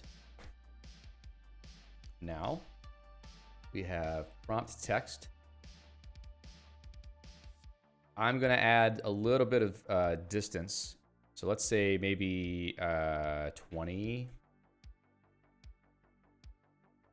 And then this is going to be result text width, result text height. That's all good. Let's try that. See if it looks good. Okay. We're going to go moving a little bit. Oh, it's right on top. What did I do wrong?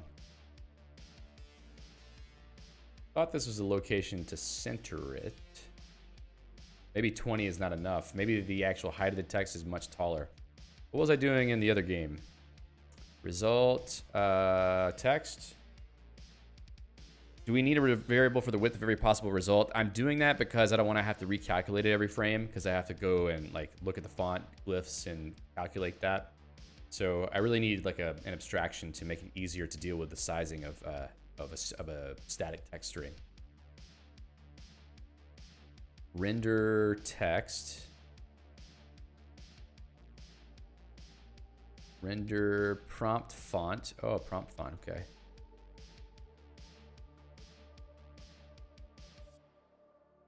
I think I was just doing that manually.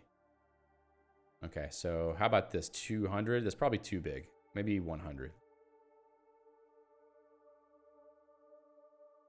Let's go catch a bad guy. Boom. Okay, you lose, play again. Now, the centering is not working very well for that one. I think I did the... Oh, that's why. Okay, prompt text width. Result text height. No.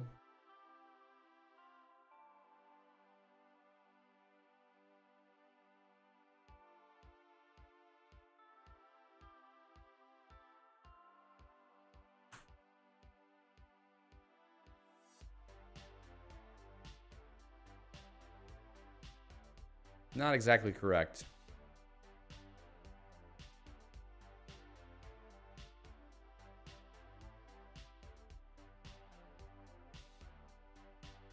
Yeah, okay, so it's getting better.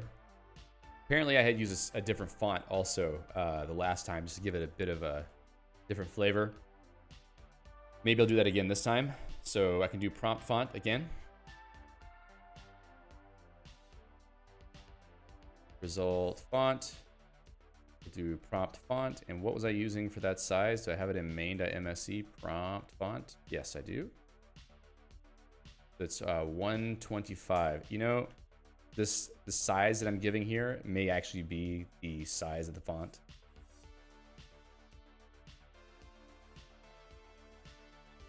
It's very likely that it's the size of the font. So I wanted to say define prompt text height. I could say 175, I believe that was. Whoops, 175. And then prompt text. Oh, it's 125. Okay, prompt font height. Let's just knock this down a little bit. Title text width, we can calculate that here. And this is going to be prompt font now. And then render text prompt. Whoa. Prompt font. Prompt text height. Also, we should change, let's see, it's 250. Prompt font.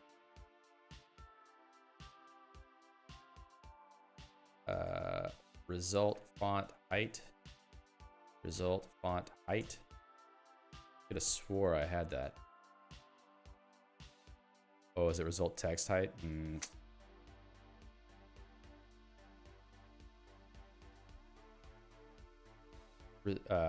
Prompt font height. It's actually prompt text height.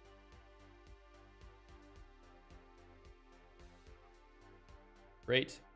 Great. Let's see what that does. Result font height. It's result text height.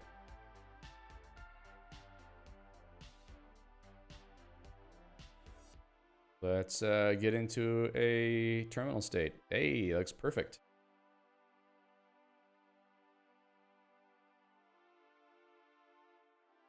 Simplicity is good. Looks like an Atari game. I don't mind it. Okay, so now we need to be able to prompt for the letter. So that's going to be in the input handler. So if we're inside of the playing state, we do the normal handling of input. And then otherwise, we're going to check. I think the song always ends and it tricks me out. So and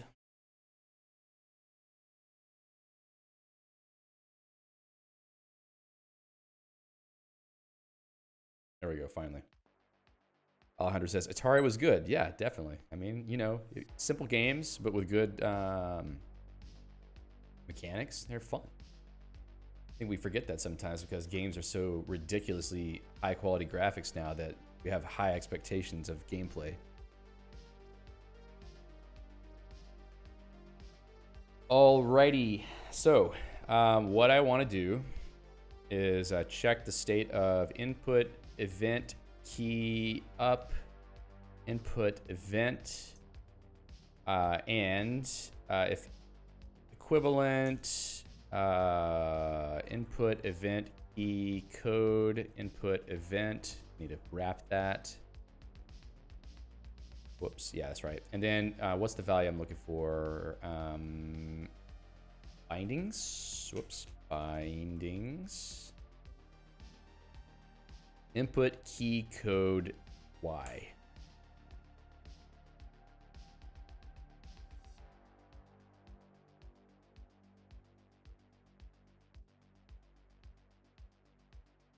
So that would be start again. So I think what I'll do here is switch this to, excuse me, and if,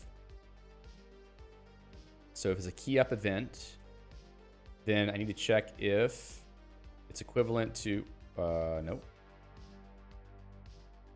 equivalent to Y. Then if it is, we'll restart the game. Otherwise, if it's N, we can exit, and I can change the state to exiting effectively. So change state quit. This needs to be exclamation point. Game, init game.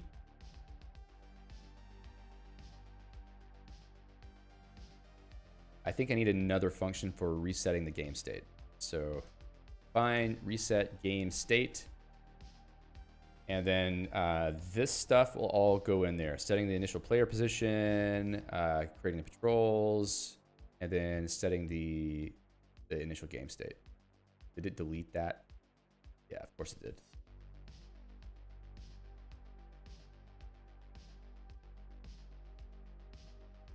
There you go.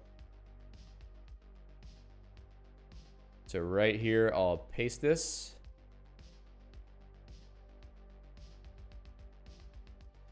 So Alejandro asks, I've noticed that on every equivalent, you set the variables and constants before the functions. Is there a reason for that? Mainly because it's easier to see it. Let me go to one of the examples, EQV. Sometimes I do it, sometimes I don't. Like right here, it's easier to see what value you're looking for equivalence on if you see that here and then the thing that you calculate to get the value, because otherwise it's going to be below, and sometimes if the expression is longer, it's harder to track what the value you're comparing with is. So I'm just sort of following that as a readability issue. So I think I can do reset game state there. Start the game over. And here we'll quit the game. Okay. So let's make sure reset game state is doing the right thing. We actually need to set these variables back again. So let's go to reset game state where that's defined. I think some of the stuff actually needs to be moved. Maybe not.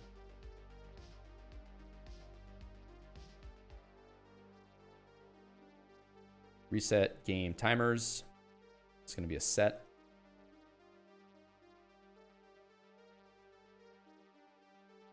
All right. All that stuff is good. Now, init game, after initializing the assets, we are going to reset the game state so it can begin. Reset game state. And that, in theory, should be enough. So let's go see if we can lose real quick or win, whichever comes first. All right, so you lose, play again. I'm going to press Y. And that seems to have started over. 1, 2, 3, 4, 5, 6, 7. Okay, I need to clear out the list of patrols, apparently, because that's way too many. All right, so I'm going to lose. Let's see if it's actually adding more. I'm going to press Y. Yes, that's too many. All right, let's just set that over again. Reset game state. Okay. Player positions, create the patrols. Yes, so I'm not clearing it first. Patrols to empty list. Also items. Set. Oh, okay, I'm just setting it here. I need to actually create a random list of items. Okay. This time it should work. Quit state doesn't work. Play again. Okay, so now we can reset the game pretty nicely. Also, it would be nice if I could load a different map if we had more than one map. So yeah, we can just reset the game state all day long if we want to. I press N, it should quit, but right now it doesn't. So change state.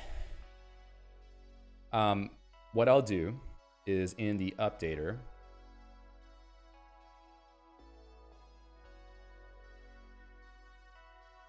in this begin, I'm going to consume this T, and then I need to do like an, oh, I need to put that there too. I need to have like an else state.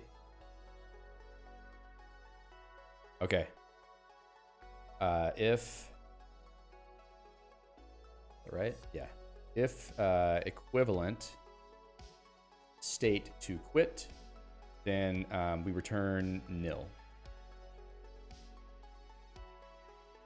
If we are in the quit state, exit the loop by returning nil.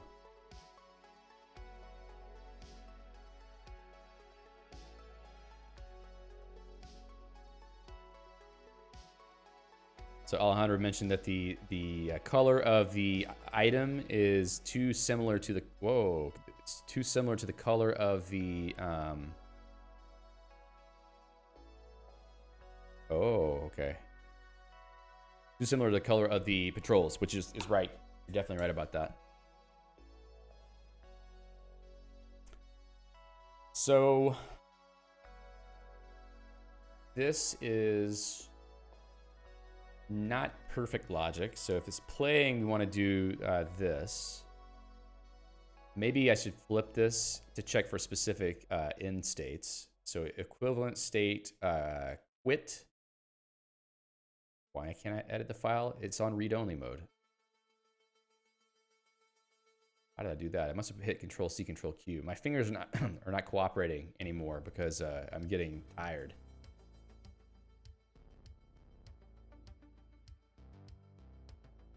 All right, so I'll do that. Now, let's get rid of this part at the end here because we no longer need it. And I think that this logic should be correct. So if we're in quit state, just bail out. Otherwise, we're going to continue running the update loop.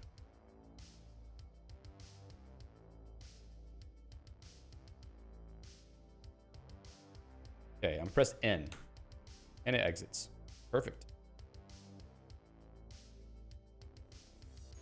Okay, now we're gonna try to get to the item before the 10 seconds happens. I beat you, bye. Now, there's less guys here. Great, you're trapped, can't get to me. I got to win that time. This guy could get me, but I'm gonna go this way to avoid him. But these guys are in the way. How can I lure them? I guess the timer's gonna pop anyway. I might as well just wait. Oh, I got lucky that time. Wow. Oh, Sometimes I think that the green ones are me. Maybe I should flip the colors so that the purple ones are the patrols and I'm the green one. I think that's gonna be better. So let's go to player. We're gonna grab that color. Let's go to patrol. And paste in this color. We're gonna take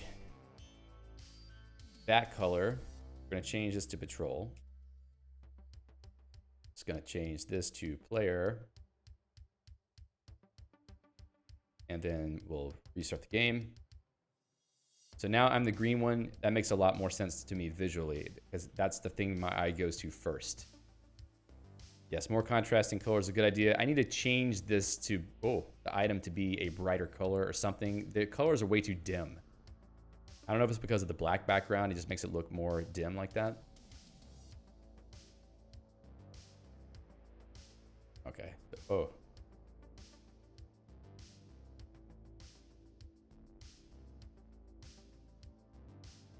Hello. Oh. They got me. All right, cool. So the loop works. Let's go check in this code because, you know, we made some progress. Actually need to mark that as done also. So we can add that. We're going to add the utils module. All the game stuff here is great. So we're gonna stage that file. Patrol changes are all good. I don't think we have anything in there we don't want.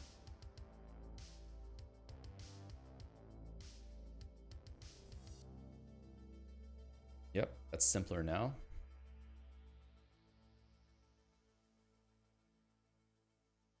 Thought I staged that already. Anyway, implement full working game cycle. Push that. Okay. Thank you, Emmanuel. Maybe a cyan for the item. That's a great idea, I think. So let's actually try that really quick. Let's go into GIMP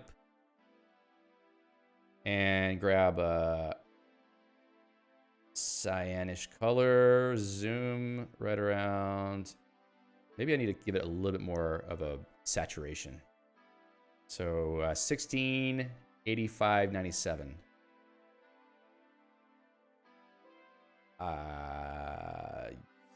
In game, chalice. What did I say? 16, 85, 97.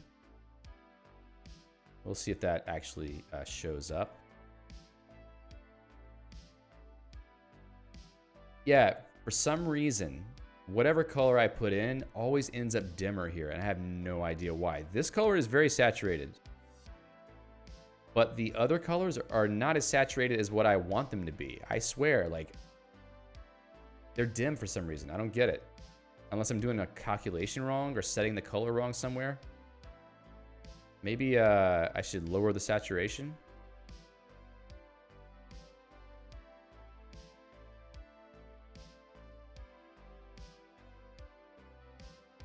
This seems really dim. Doesn't make any sense to me.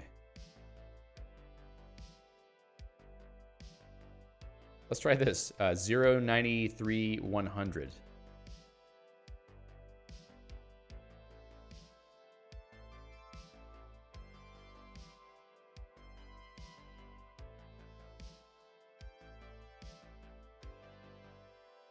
Still not right. Why is that so dark? I mean, at least it's easier to see now, but I just feel like that's not right.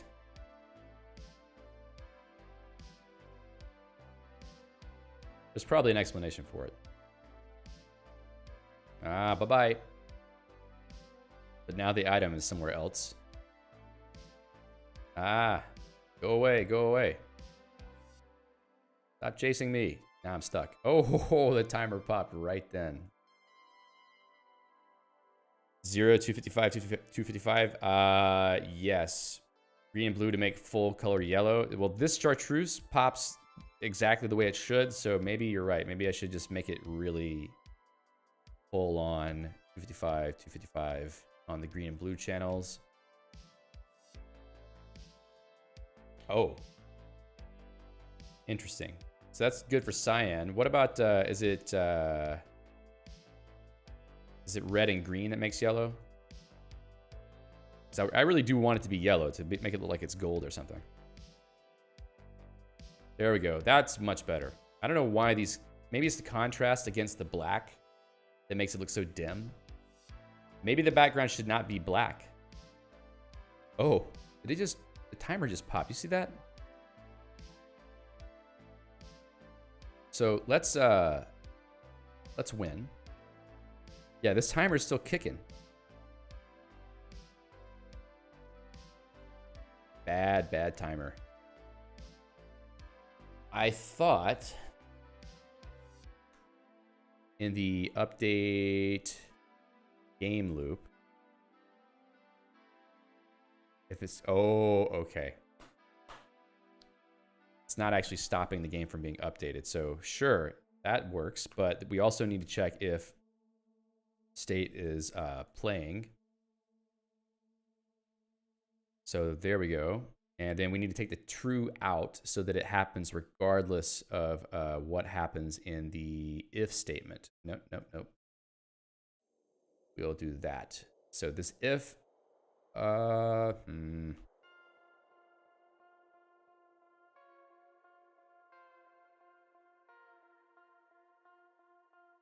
put this in a begin also. It's a little bit dirty from a logic perspective, but it's doable. So now if I win or lose, it should not, yeah. So everything is stopped, except for the FPS counter, obviously. And then I can say no to not play again. Okay. Okay. Great. It works. I don't know if I'll bother making a title screen this time. I mean, it's sort of just not a whole lot of usefulness. I could spend the next hour adding traps and items, like locked doors. So maybe that's more fun. Just to have a complete, set of features might be better. What else do I have in here? Raycasting, we could try that if we have time. Traps that can end the game. I definitely want that. I definitely want that. Definitely want that. Don't have time for 2 more maps. Definitely can't do that. I think that's what I meant to put there. Fix the issue with item removal on pickup. Probably don't have time for that. Make the window show up center when it opens. I don't care too much about that either. Scoring system. Well, there's not too much of a score per se. It's more of just a win-lose situation. I mean, we could have score, but I don't know if it's if it will matter enough. Okay, so I'm gonna take a 2-minute break and drink some water, and I'll be right back, and we'll try to finish this thing out. I'll be right back. Thanks.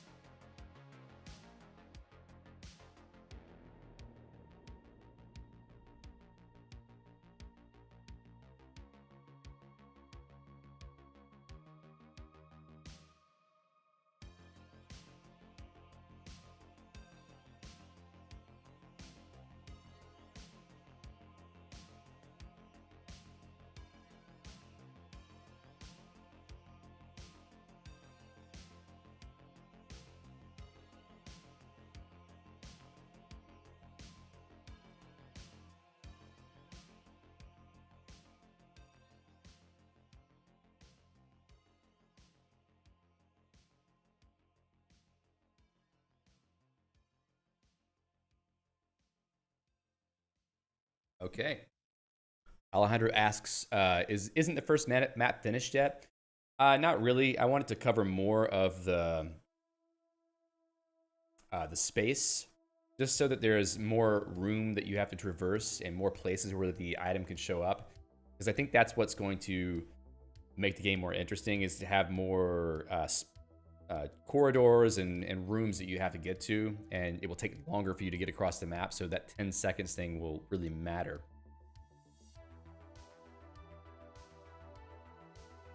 One other thing that would be nice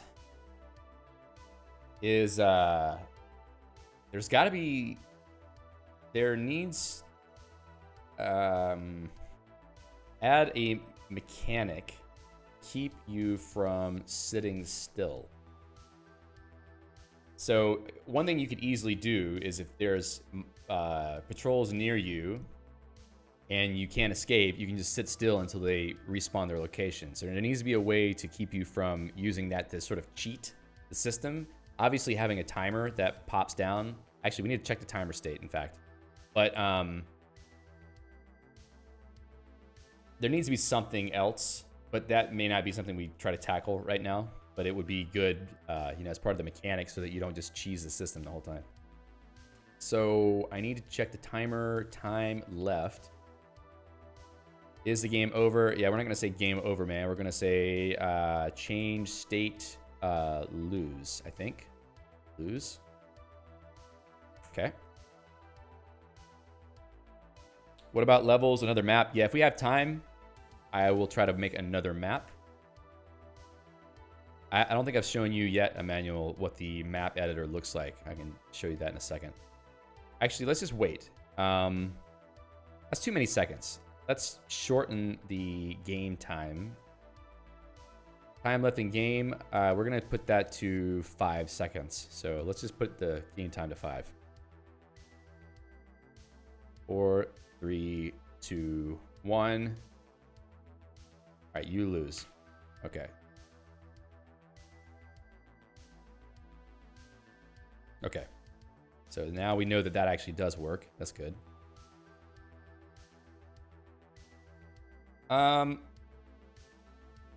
So, traps and unlockable doors. I would rather go for unlockable doors first, because that means we can have more pickup items, and then we have an inventory on the player that actually matters. So we're going to be very simple with the key and door system. I think that we'll just, any key you pick up can open any locked door. And it will consume that key. So you can pick up one key and then use it on any locked door, but then you lose that key. So that's how we'll do this. We're not going to have like a matching door and key, because that's a little bit complicated for the time we have left. So let's see, where is the item generation? That's going to be in reset game state. So right down here, we're creating the chalice, but we also need to create some more items. So create some number of locked doors. And I know how to do that based on how many we have available in the map. And keys. So let me show you something real quick. So the text file. This is what the actual game looks like, or the edited game. So I've got a little Emacs customization that changes the colors of all the things on the screen. And the ones are the walls, the zeros are the floor, the threes are places where the items can be randomly placed. 4 is places where traps can be placed. 2 is locked places where locked doors could be. They may not be there, but they could be there. In fact, let's see. I can put 1 right here, so a 2 there. And what did I miss? 5 is locations where the player could start the game. So we can have, even right here, it could be a place where the player starts the game, like that. So that's the starting point. And what I'll do is find all of the positions where there could be a locked door.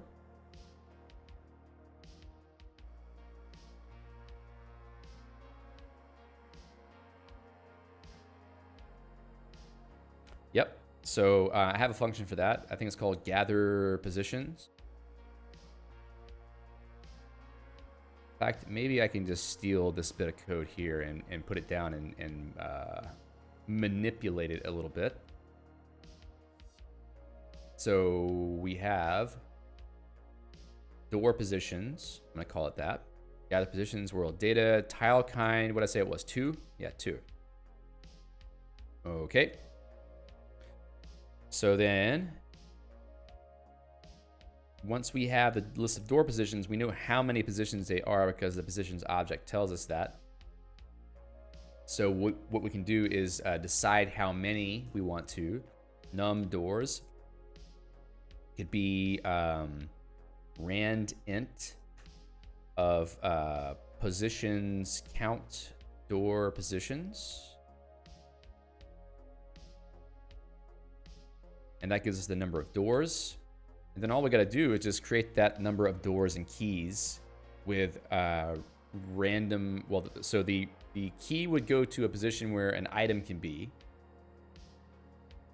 And the doors will go wherever a door can be.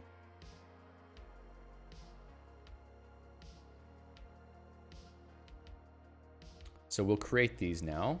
I'm going to go to... Oh, we already have a doors list. Cool. So then in reset game state, I'm just going to set doors. And what I need is to create the number of doors that is necessary. So I have the num doors there. So I can just do a little loop. Count 0. All right. Then if less than count num doors, then I will set doors const create door. I don't have a door yet. I don't really need to give it any information. It's just creating a door and then with the list of doors. So let's say door.msc, define module erratic door,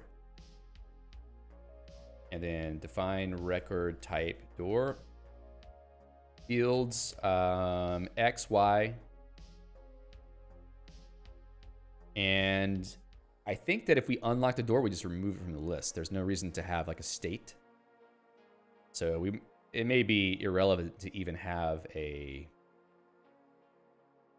record type, but we're going to do it anyway. So up here, we'll pull in erratic door. And we'll move it up. And then doors. All right, so don't need that there. So we are doing the loop. Begin, continue looping, loop plus count 1. That will create the number of doors that we're looking for. Well, everything is erratic in this game. So we have erratic doors, erratic player, erratic patrol, erratic item. It's great. I love this naming convention. So, I also want to answer the question. Sangita asked about whether or what tool I'm using, and Alejandro answered that I'm using my own language mesh and the editors in Emacs. Yes. Thank you, Alejandro, for answering that. Okay, so that should have created the number of doors, and I also need to create the number of items as well, or add the items. So this also needs to have a corresponding item. Const create item. I'm gonna go change item so that the create doesn't actually have X and Y, because it's kind of irrelevant. So, because we're gonna reset that anyway as soon as we randomize. Yes, doors will change position, and if you've opened a door, then it won't be in the list anymore. So if you picked up a key and opened a door, then the key in the door will no longer be there regardless of the randomization. So it's sort of, we'll retain that state. I think that's what we should do, at least for now. We can change that later if we decide to. All right, so we have a kind, which we do need because we need it to be either key or chalice. Also, color we do need for sure. So now, if I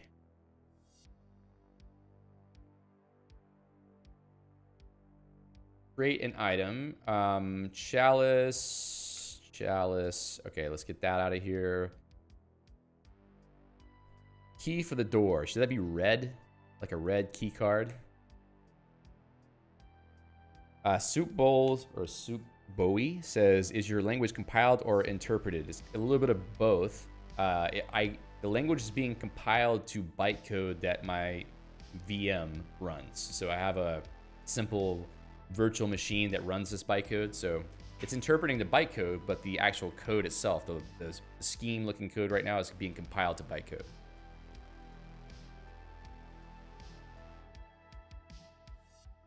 Yeah, actually, it's pretty nice because the bytecode execution is quite fast.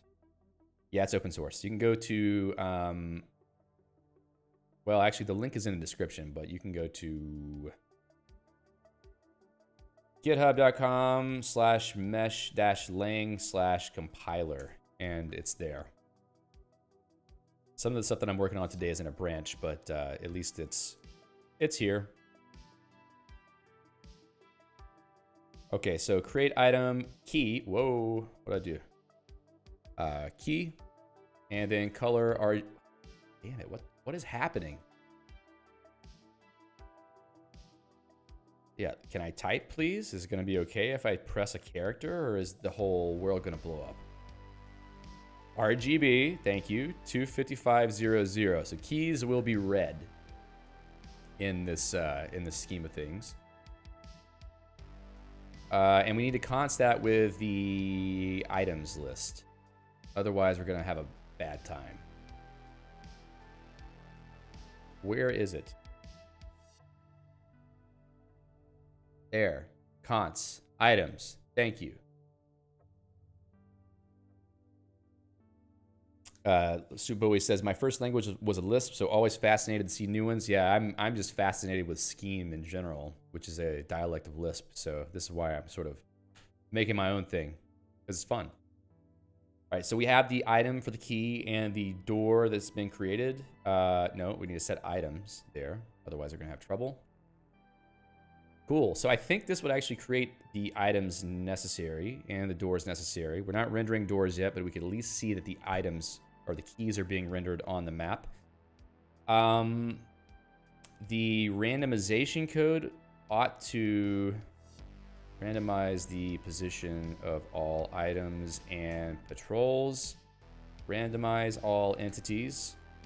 So we're randomizing patrols and we're randomizing items. Looks good to me. Let's see if it works.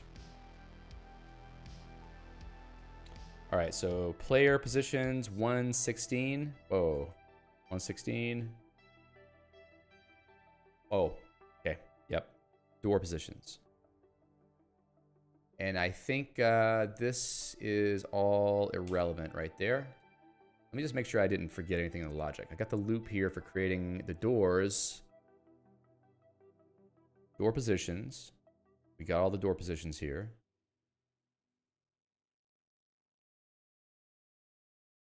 Now let's put it back down.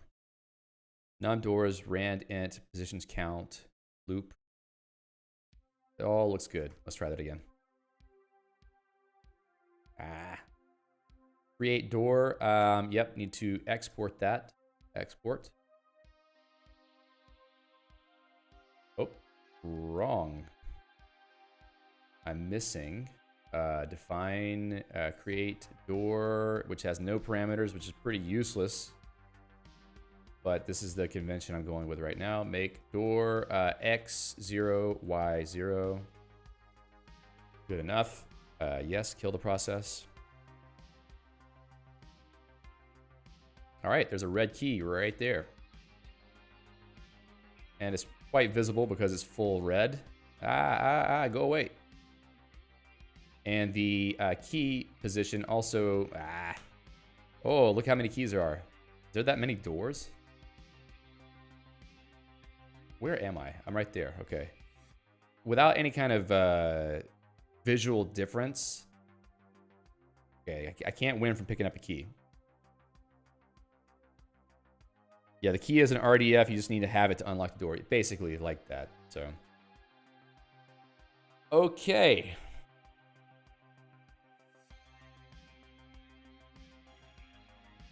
So we need to render the doors now.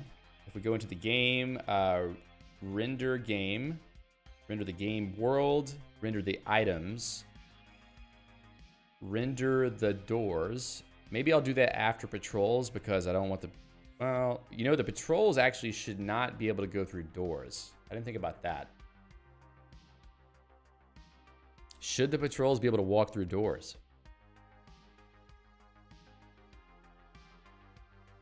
It would be nice if they could not go through the door. So that also implies that I need to have a function that can check not only the door. Yeah, it shouldn't be able to. I think so. It should have a function that does not only a passable check on the world, but it does a passable check against all doors. And that will, yeah, they don't have a key, so they shouldn't be able to. We're getting there. I think we're almost about to have doors working. That's cool.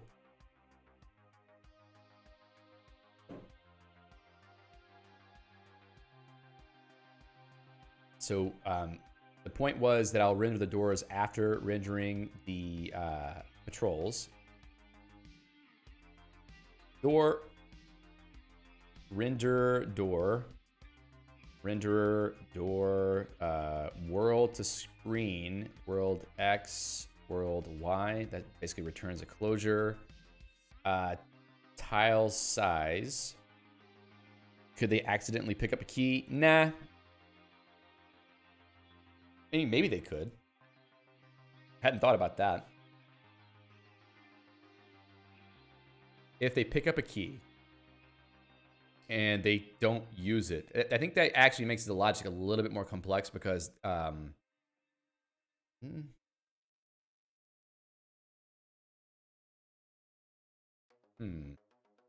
could generalize that because passable could also be a check to see whether they have a key, any key, obviously. So they could open the door.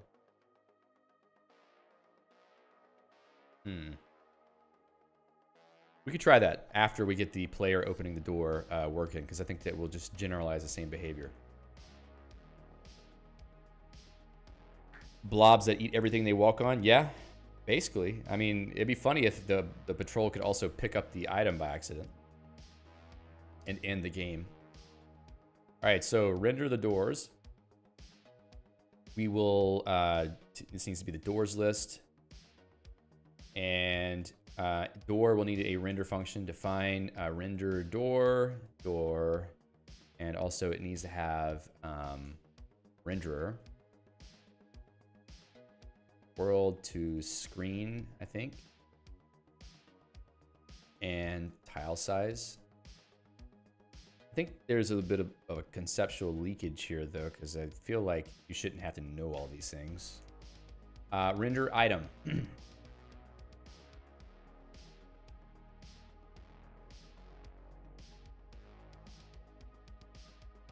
So inside here, we're just gonna we're gonna dump this in, and a door is gonna be the same size as the tile size. So we're just gonna say tile size.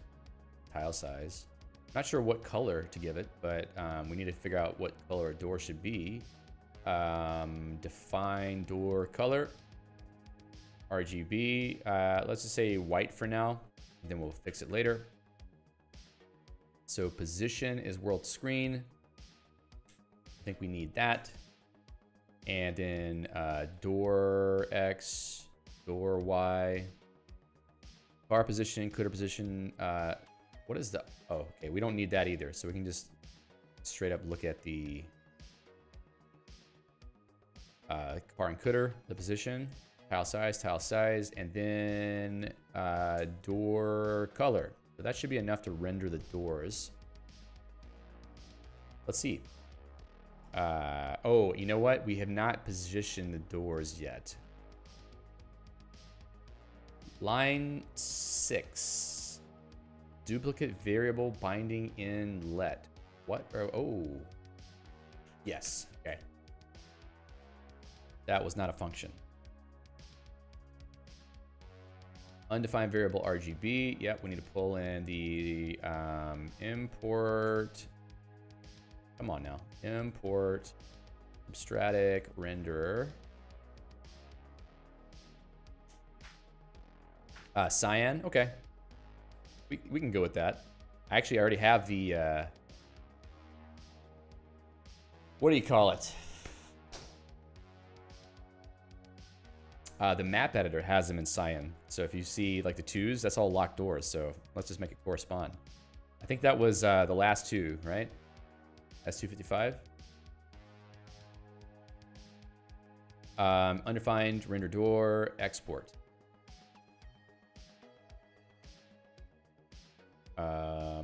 Item. Yep, that's bad. I should have just done find and replace. Item door. Yes, yes. Okay, so these need to be placed effectively. Right now, they're in the wrong spot. So we're going to go to game, and in randomize,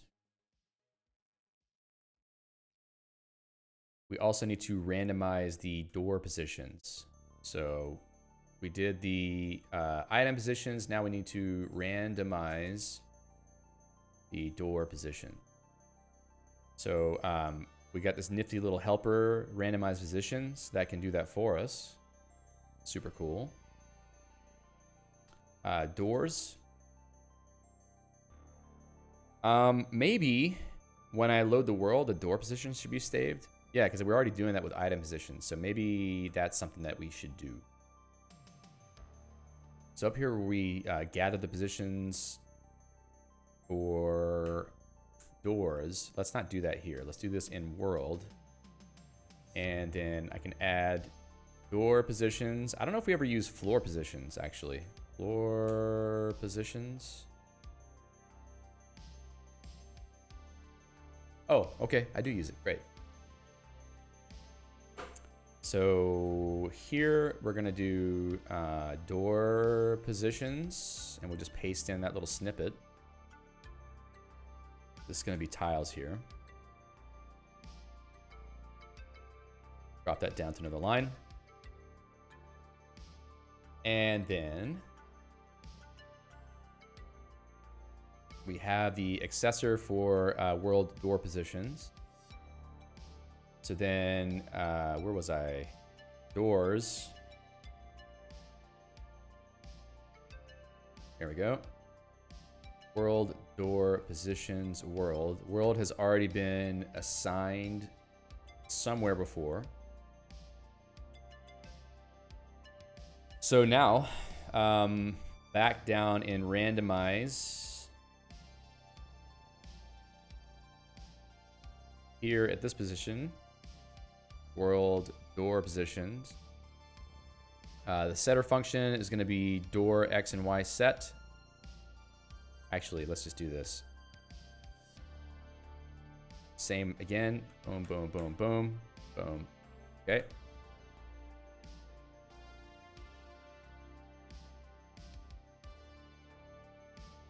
Okay, so world door positions, door set, and we don't actually care. In every case, the position is okay because this is just a known position and it's acceptable. So we're going to just return T from the function. So this should actually get it done, I think. Okay, so there's a door right here and there's only one key. So can I go to that key? Or actually, let's wait for a second and see if the door moves.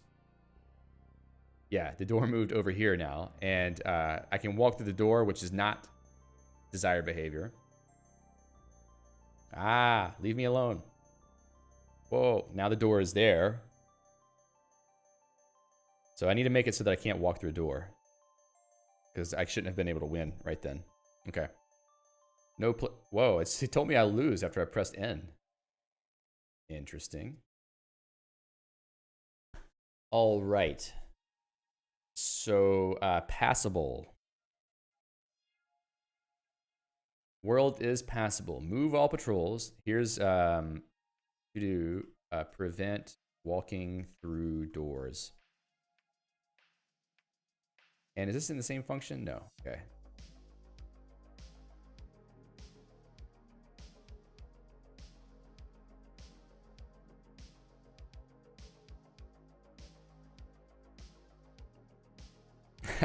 Alejandro says Atari's version of Doom without weapons in a changing world and with a time limit. Yeah, that's actually right. This is kind of like Doom.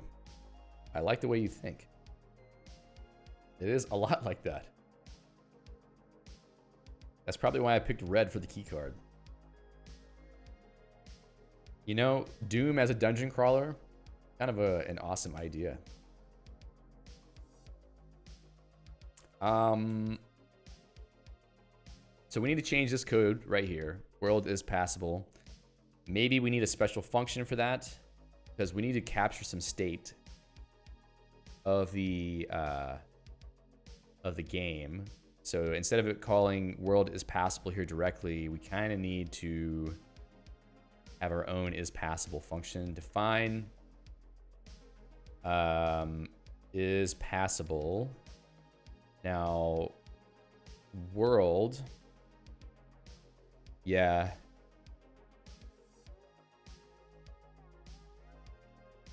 We can say position is passable. Or maybe just leave it is passable because it's a little bit too wordy. So is passable.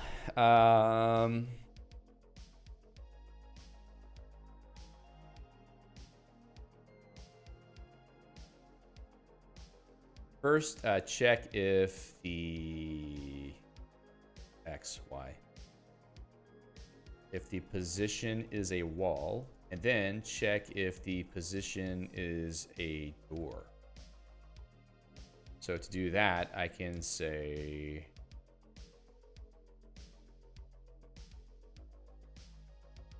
there's probably a better function for this, but we're just going to do a quick little loop.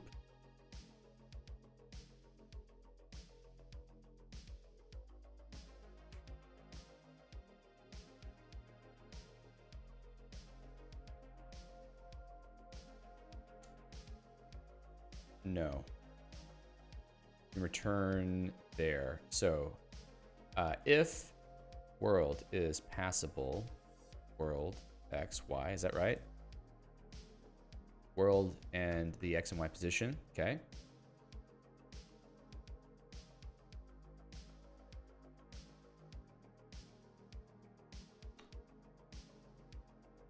So this could be an OR.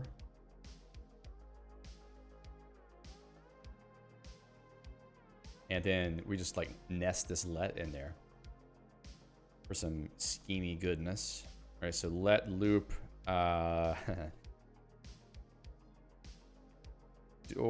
doors. If null doors nil. No, actually this is true. Because if we don't find a door that matches the position, then it's passable. So in this case, we look to see if and equal. You know what? We do this somewhere else too. Picking up items and checking if a player is in the same position as a patrol.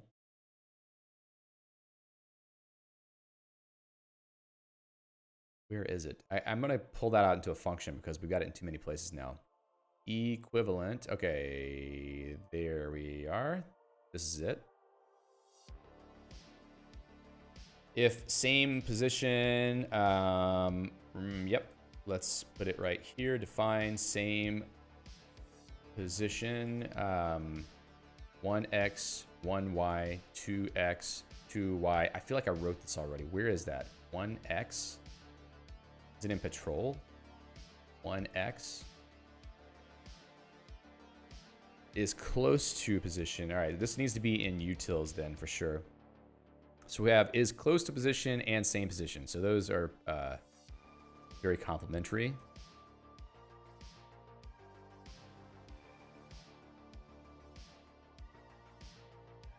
So then we will export that because we're going to move it, and we drop this in. If equal 1x, 2x. We won't do equal. We're going to do equivalent because these are values. Let's just delete.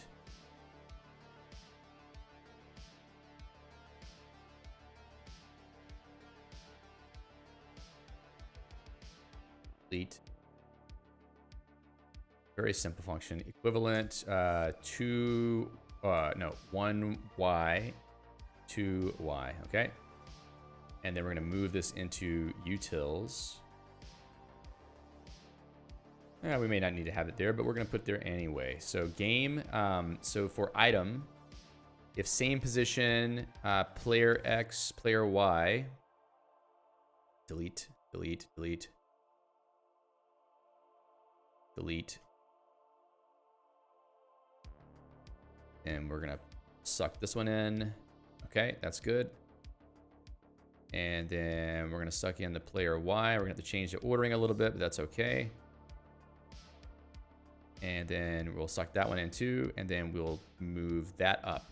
So now we have the same position function, which is a lot easier to follow. We have another place where we are doing that for patrols. The sound of erratic utils is kind of scary. Yeah, it's definitely, you know, doesn't give you a whole lot of faith that they're going to operate effectively. Check if the player is caught. If same position, and then we'll just drop in same stuff.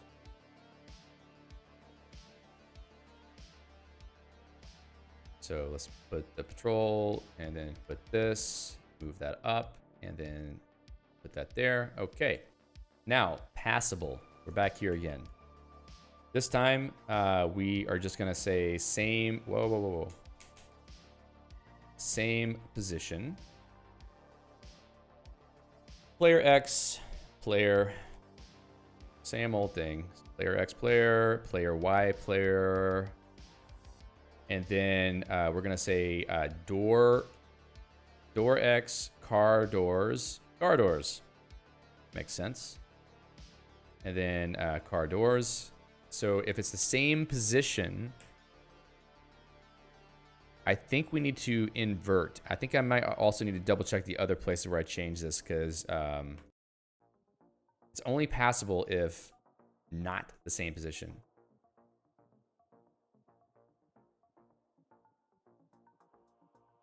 So let loop.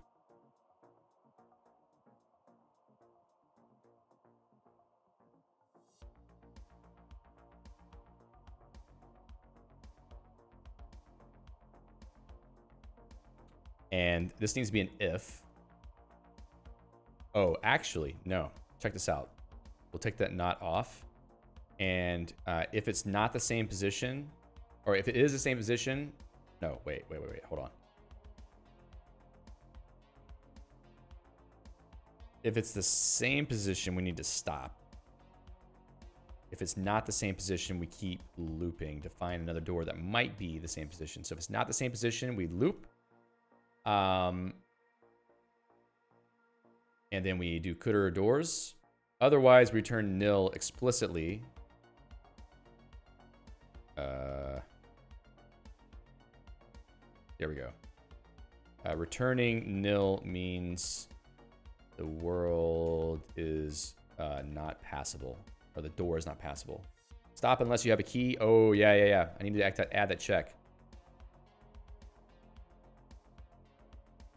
All right, so if it's not the same position, we keep looping. If it is the same position, to do, check if we have a key.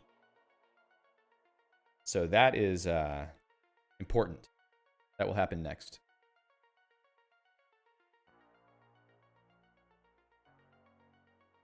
So now I think that should be good enough to try. Is passable. Instead of calling world is passable here, we're going to call it is passable for the player, world, and then the new position. That should be good enough. Let's try it. All right, I'm right here. I walked through the door. Should not have happened. Is passable. Oh. So world is passable if it returns. Oh, hold on. Wait. It has to be and, I think. Because the world has to be passable, and we also have to have no door. Where am I? Right there. Okay. Wait, hold on. I got into the door, and I can't get out.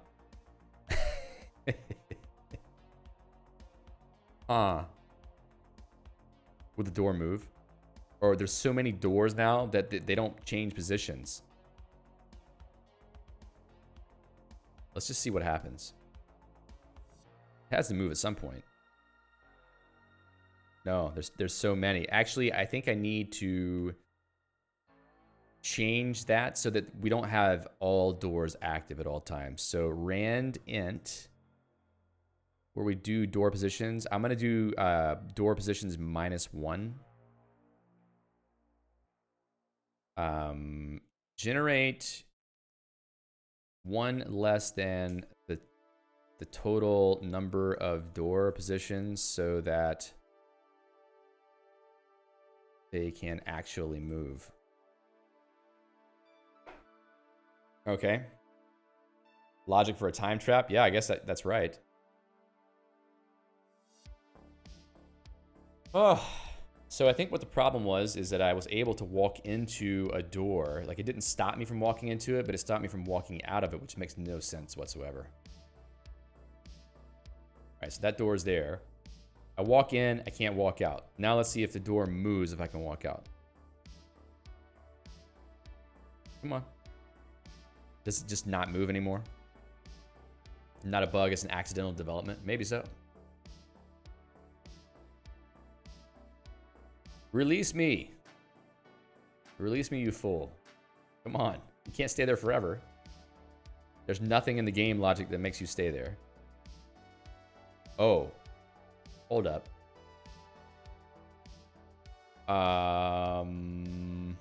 No. Should have moved at some point, but whatever. So let me think.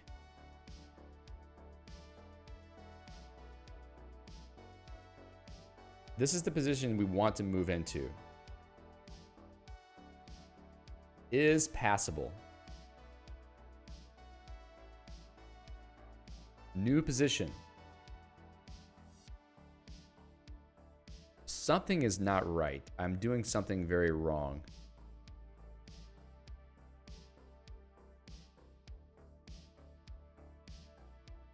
Oh, that's it. I'm an idiot. This should be X and Y, not player X and player Y, because we're trying to check the new position against that. So that is exactly what the problem is. I'm surprised that I was able to even move correctly. Get out of here.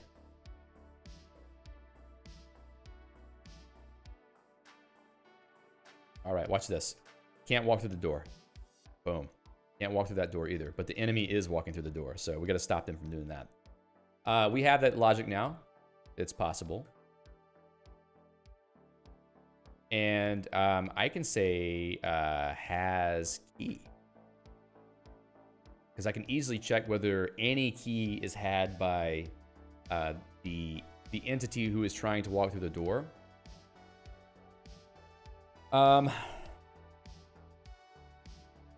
I might need to know which door it is so I can remove it after the fact.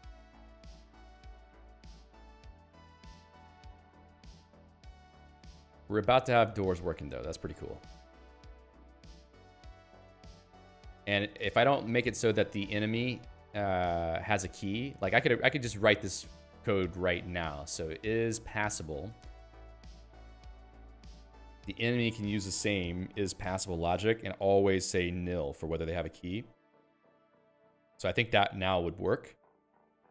I guess what happens if a door lands right on top of an enemy? I guess the enemy can walk out of the door if they're already in the location. So that's pretty safe, I think. So then the player needs to be able to pick up the key. Same position. So we're going to find the place where, okay, here we go. Right here, we need to not do change state immediately. We need to see what type of item it is. So if equivalent, item kind, item, is that right? No. Are remaining. If the item kind is equal to chalice, then yes, you win.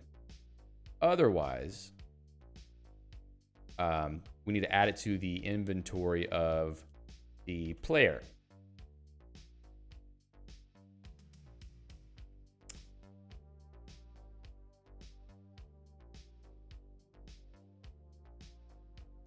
So, hold on. I'm getting a little confused by what I'm seeing here. Maybe the enemy can pass the doors because they are leaking under the door. Maybe so. Player items set. I think it's items, right? Player items. Okay, so player items set. Player cons remaining. Car remaining. Player items. Player. So we're adding it to the list. But we also need to remove this item from the items list in the game, so it doesn't show up anymore.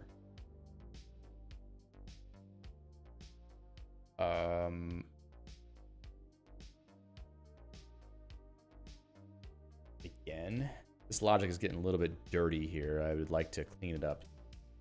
Being, you can see that my brain is starting to lose clarity. So we're doing a begin here.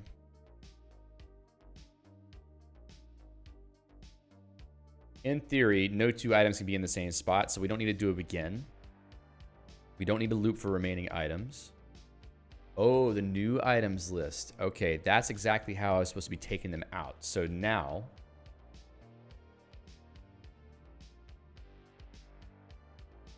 that does the check.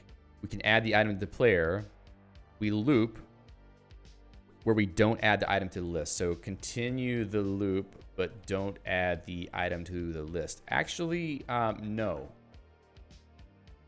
I don't want to continue the loop because we've already touched the item and there can't be anything else in that location. So what I would do is return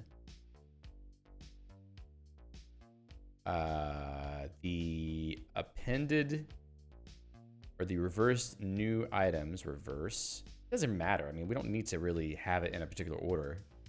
Doesn't matter at all. So append new items to the cooter of remaining, I think, because we're just trying to skip the item that's already there. Since we found the item, return the items list updated without the touched item remaining. Got to get the spelling right. Okay. So that's good. Not at the same position. Keep looping.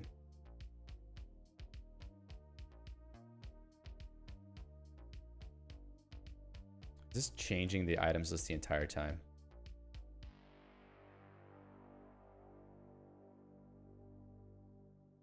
Reverse new items. I think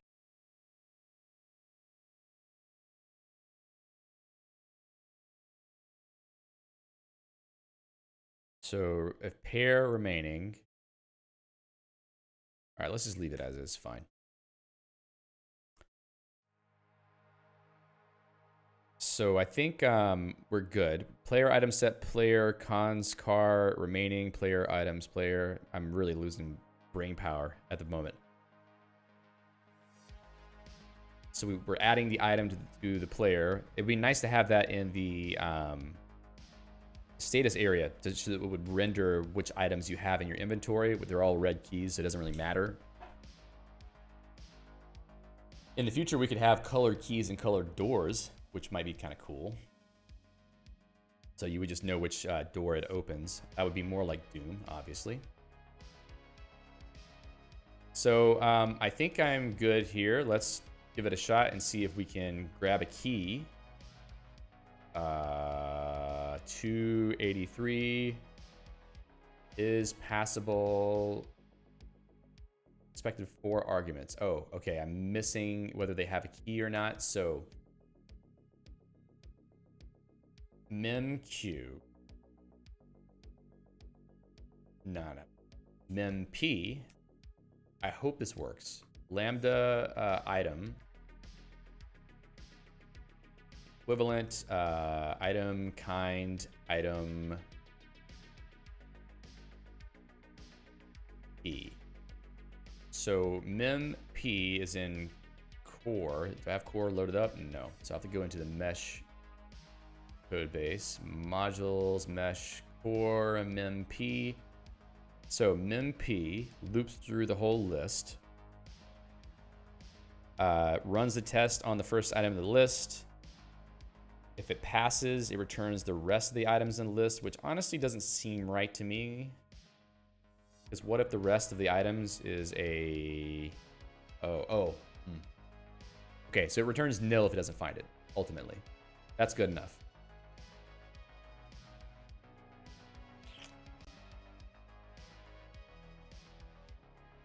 Okay, so back in game. If key is equivalent...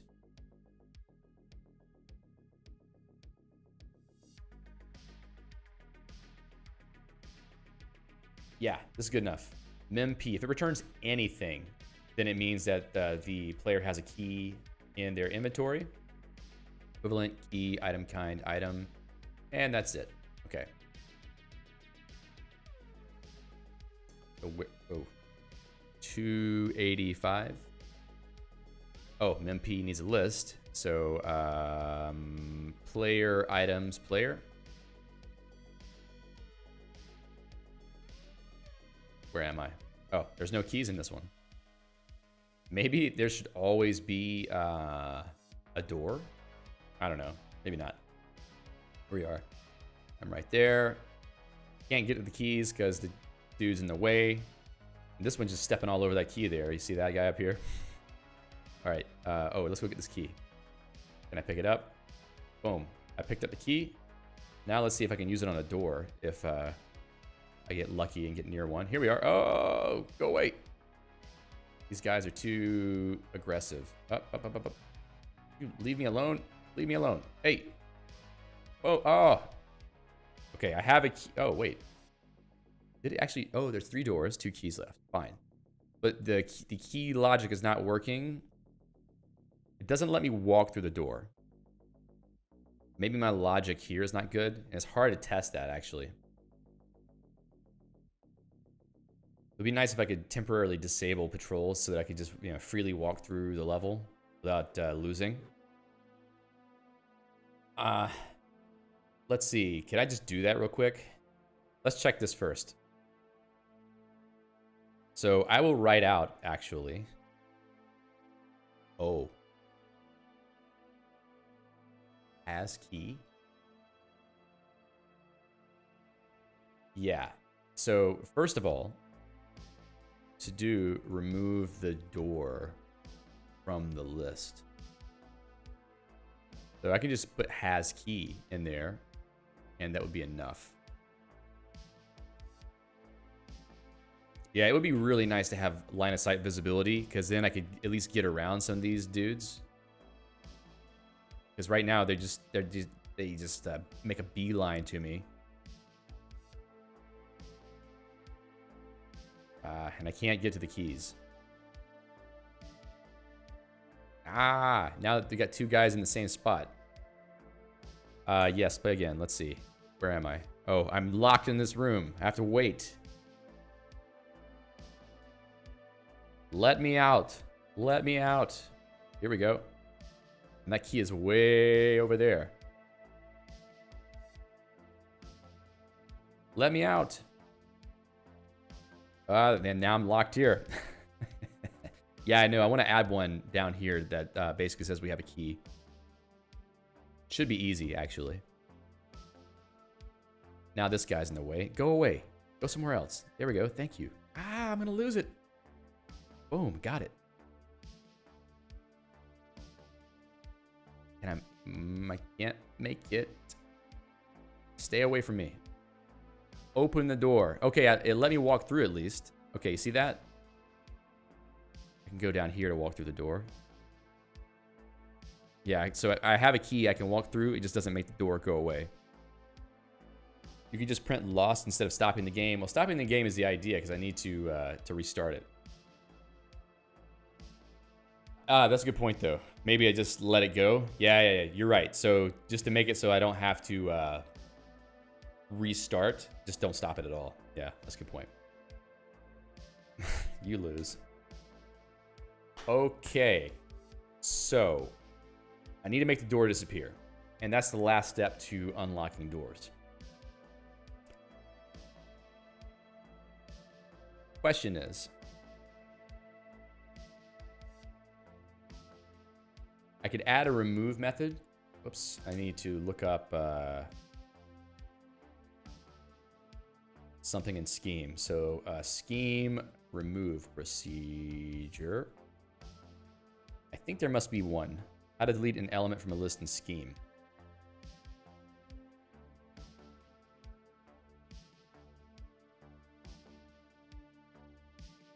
I want a standard function. Okay, guile, scheme, list manipulation, list modification, remove, del Q. Okay, delete. All right. So that's what we'll do. We'll go into core. We'll make a delete function. We have a pen somewhere. No, it's not implemented here. It's probably implemented in C. Define delete item list. Is that what it is on their implementation? There we go. So we just loop through the list.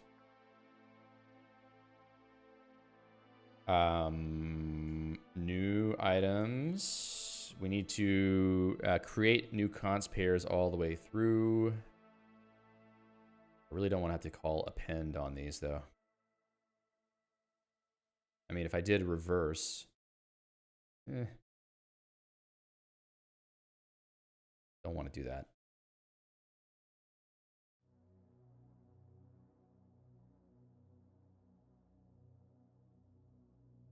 I really need set cooter, I think.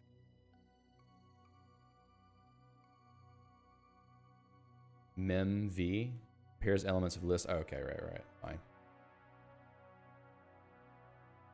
Is there another way to do this?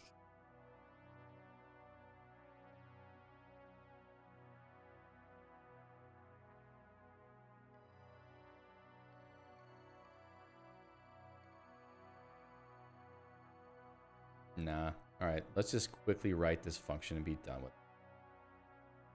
Write it the subpar way. It's fine. So what I want is for each step, if equal car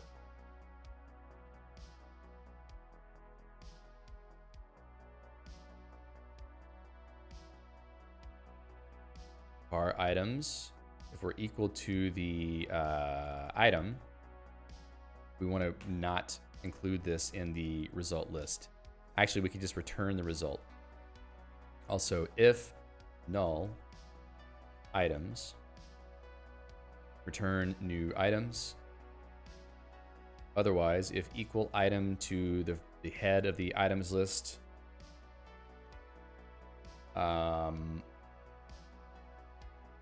then we return the const of new items with footer items, because that will give us the list without this current item in it. Otherwise, we loop with footer items and append new items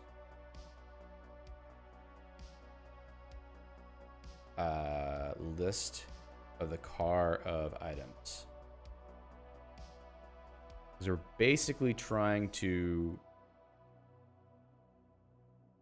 I think we should not, maybe we can return the same list if we get to the end of the items list. I know we just spent all this time creating const pairs, but there's no reason to like hand back a completely different list otherwise. Forget about it. If equal item car items, return new items const with, const with the rest of the items list and not including the current item. Otherwise, loop and return append new items, which could be an empty list, to the list of the car of the current items list. And that just continues the execution. I think that's right. So if we go back here, if has key, then we set, first we begin, then we set doors, delete car doors from the doors list, returns back a new list of doors, and then we return true, because delete the door and return T because it is now passable. Okay.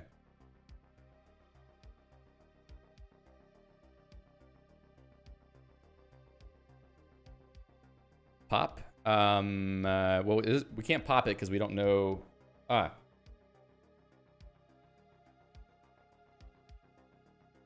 If this loop was actually keeping track of all the doors up until now, we might be able to do something about that.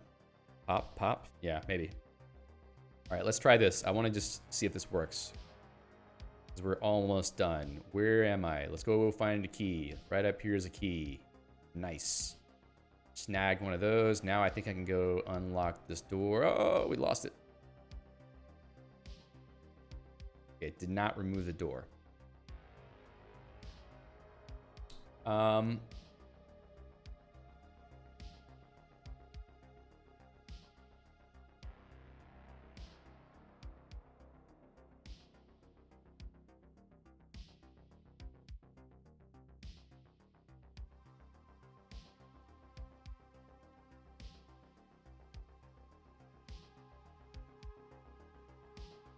Copy, display. Oh, yeah, that's fine. Okay, where am I? Right there. Now I'm a little stuck.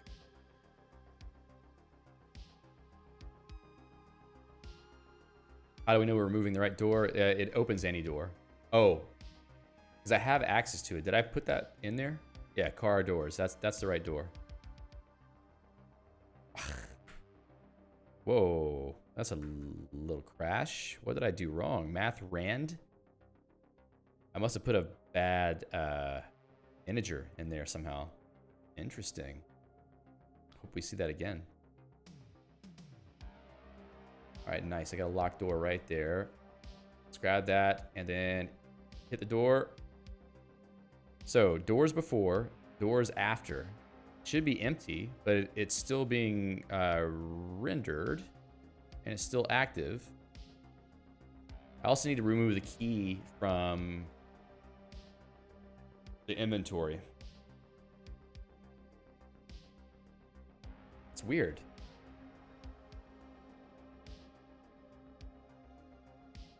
But you're right. I mean, does it know it's the right one? It should be looking at it based on the memory location. Let's try it one more time. Oh, no doors this time. Lame. All right, I'm gonna get killed here. Unless I just wait. Just wait.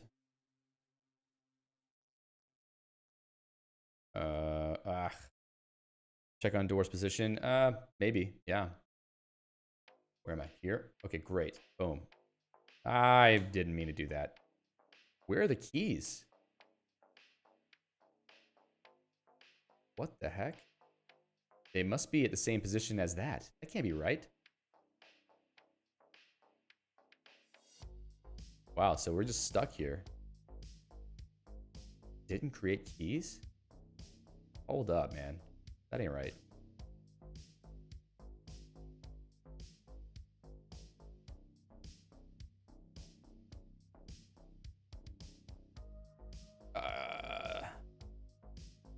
You might have a good point, actually. The keys could be under the doors. They shouldn't be, though. I think I'm locking the item positions only to places where they could actually be, so.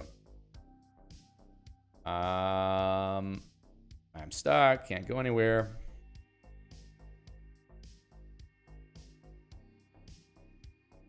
I can't get that key. I gotta rush. Rush. Now let's go this way. I'm gonna miss the... Ah!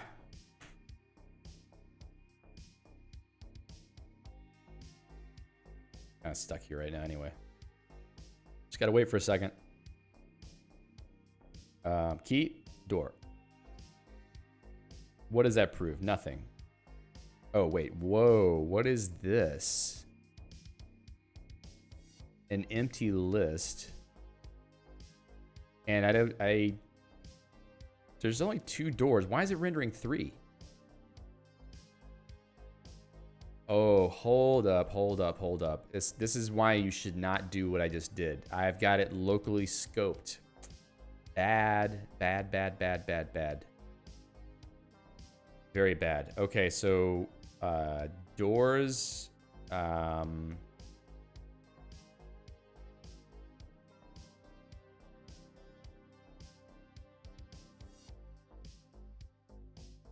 Bad. Rest doors. And this is the actual place where we want to set the doors, but we need to pull the rest doors here. And yes, Emmanuel says the right thing, that they should be in the same function. They actually are. So create door. Where I create a door, I also create a key. So I think it's weird that it worked like that. But I think the item placement, I'm not taking doors into account. So let me actually check that real quick. Randomize positions of items. There is a predicate here. So, and not is close to position. Wait. We also need to know what kind of tile it is so we can decide not to place it. Jeez. Oh, yeah. You're right. This would also need to make sure we don't land on a door. That's absolutely true. We may not have time to get into that. Let's see. That's actually not something I want to worry about right now. Let's move that back. So that should be better now. The door should get removed correctly because I fixed those. Whoa, where's the door? Oh, there's no door this time.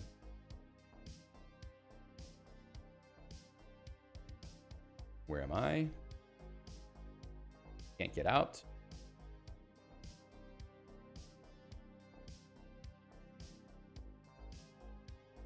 Still stuck.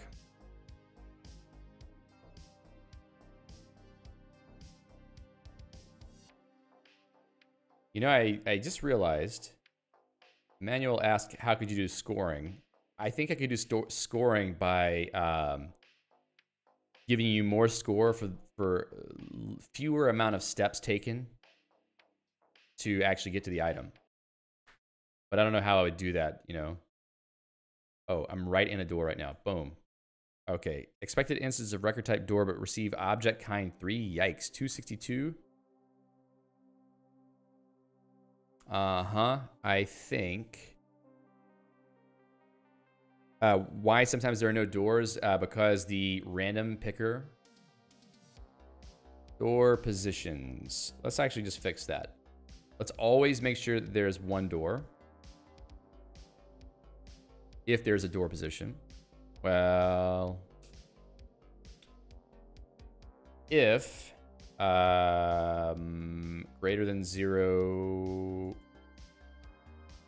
door positions count. Door positions. If it's greater than 0, then we do this logic. Otherwise, we just don't do it. So in here, we're going to add 1. So plus 1 random int, and this is going to be minus 2. And I'll write down why. So generate 1 less than the total number of positions so they can actually move, but ensure that at least 1 door is generated. So since we know there's the possibility of doors in this level, we want to make sure that we have at least 1. So I'm going to grab that key, and then probably just going to move right on top of me. 263. Time left minus steps taken. Yeah, that could work.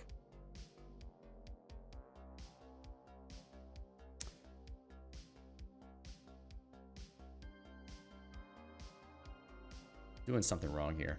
And I'm literally out of time because I have a hard stop at 5.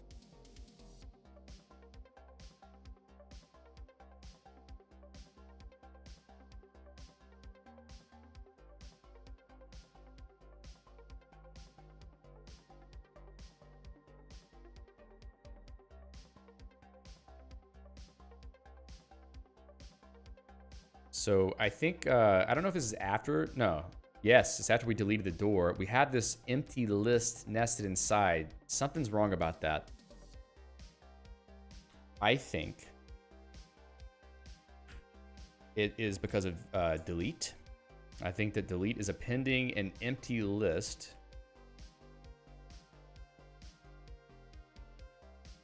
If car items?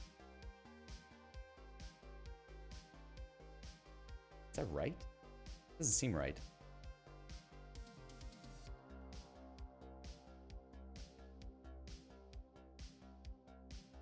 Yes. So where is it going wrong? We're putting an empty list nested. Const new items, cdr items. Maybe that's what it is. It's cdr items. So if null cdr items, just return new items. Otherwise, do the const thing. Yeah, null is the function for that. So if the remaining list is null, then just return the items list. Otherwise, add the remaining items. So let's see. Null is a scheme thing. I can't sneak through. All right, so where am I? Right there. I'm just kind of stuck at the moment. Just got to wait for a second. Ah, they put the guy right next to me. Now I got to wait again.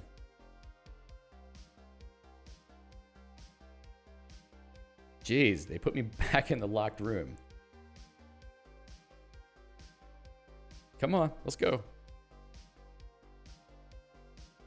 Get out of here. Get out of here. Leave me alone. Whatever. All right, let's just keep resetting until we get a... Oh, happened again. I must be putting in a bad value to the rand function. That's okay. I'm not looking for high quality here. I'm just looking for it to be working so we can call it done. Oh, I skipped through. Oh, now I got to wait for a second. Hey, there's a door. It disappeared. There it goes. We can unlock a door now and make it go away. The last thing would be to remove the key from the inventory and also draw the key list. Can we do that super fast? All right, game. Render game. Let's just render the list of items. Render the items. Render the inventory. Let X 200. I don't know. We're going to see if that's going to be sufficient. Map. Lambda. Item. It's going to be the items list for mapping over items. Render item. Renderer. Item. Now, what we actually want is to return something else. I'm going to tell it where I want it to be. This is not the right way to do this, obviously, but in fact, anyway, let's not talk about that right now. Tile size, lambda x, y, x, no.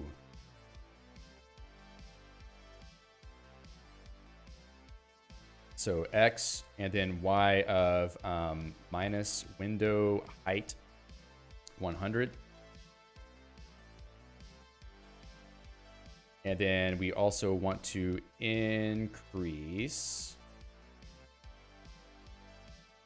No. We're going to const these. And then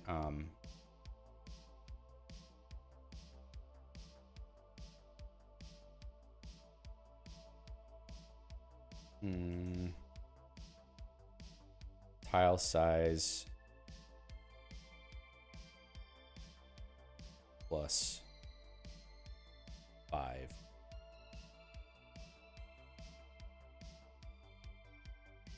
All right, we got it right there. Oh, that's not part of the inventory. Why is that there?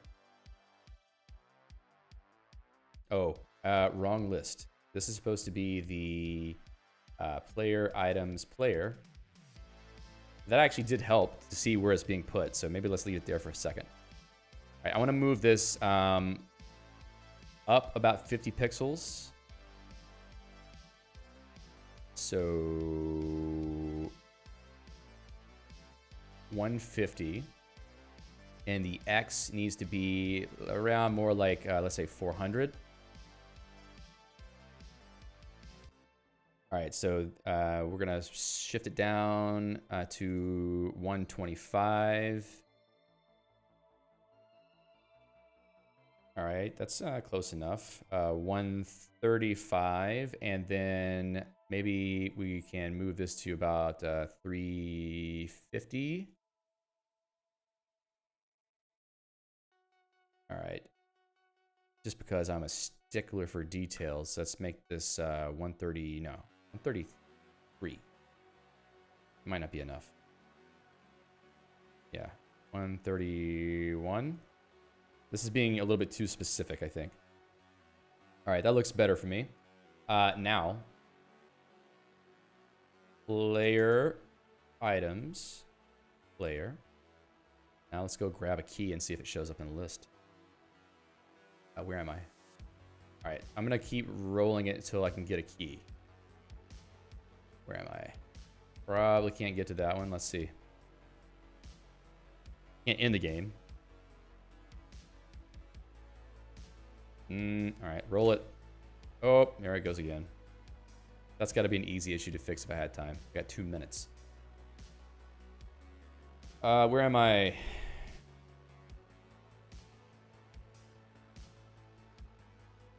Gotta wait for that 10 seconds. Roll it. Come on, man. It's happening too often.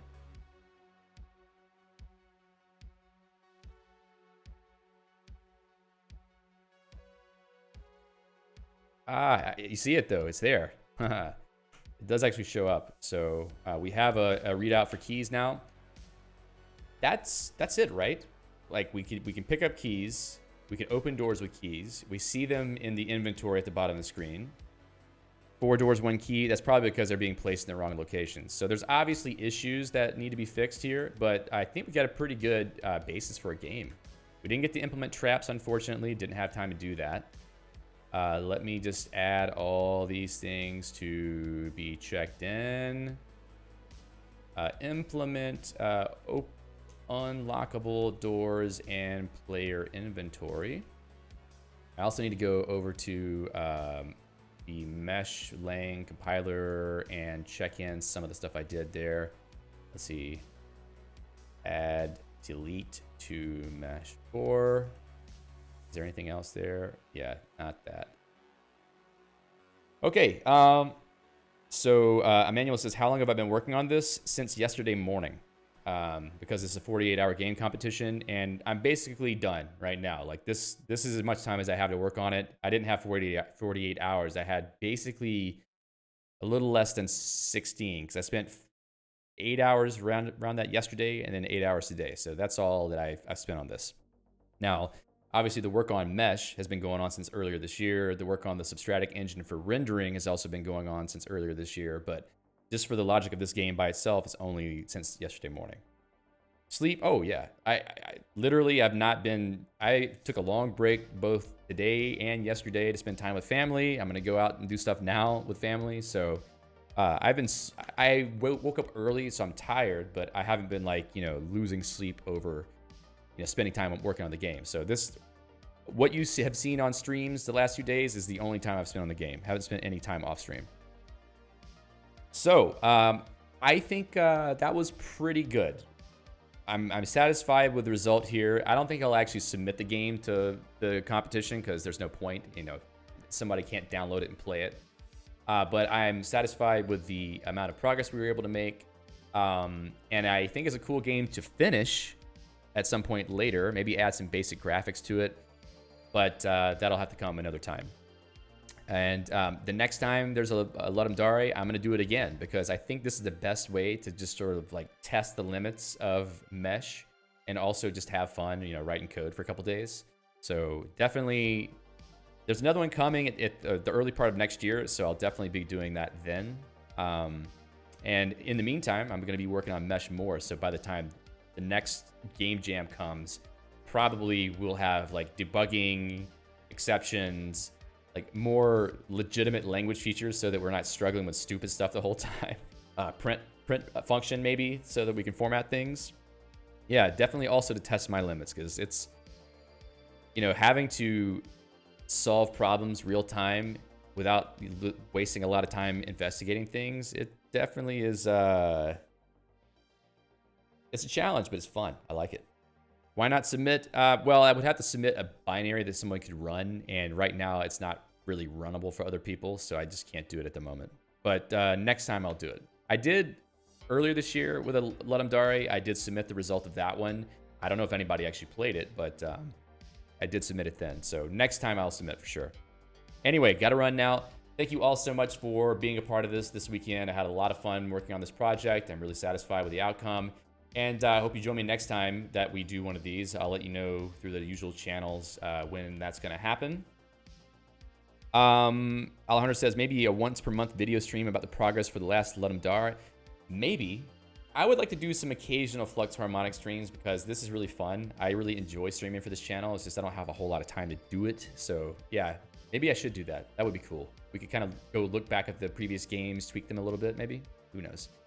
All right, so thanks so much again for being here, and I hope you have a great rest of your weekend. And until next time, keep it creative. See ya.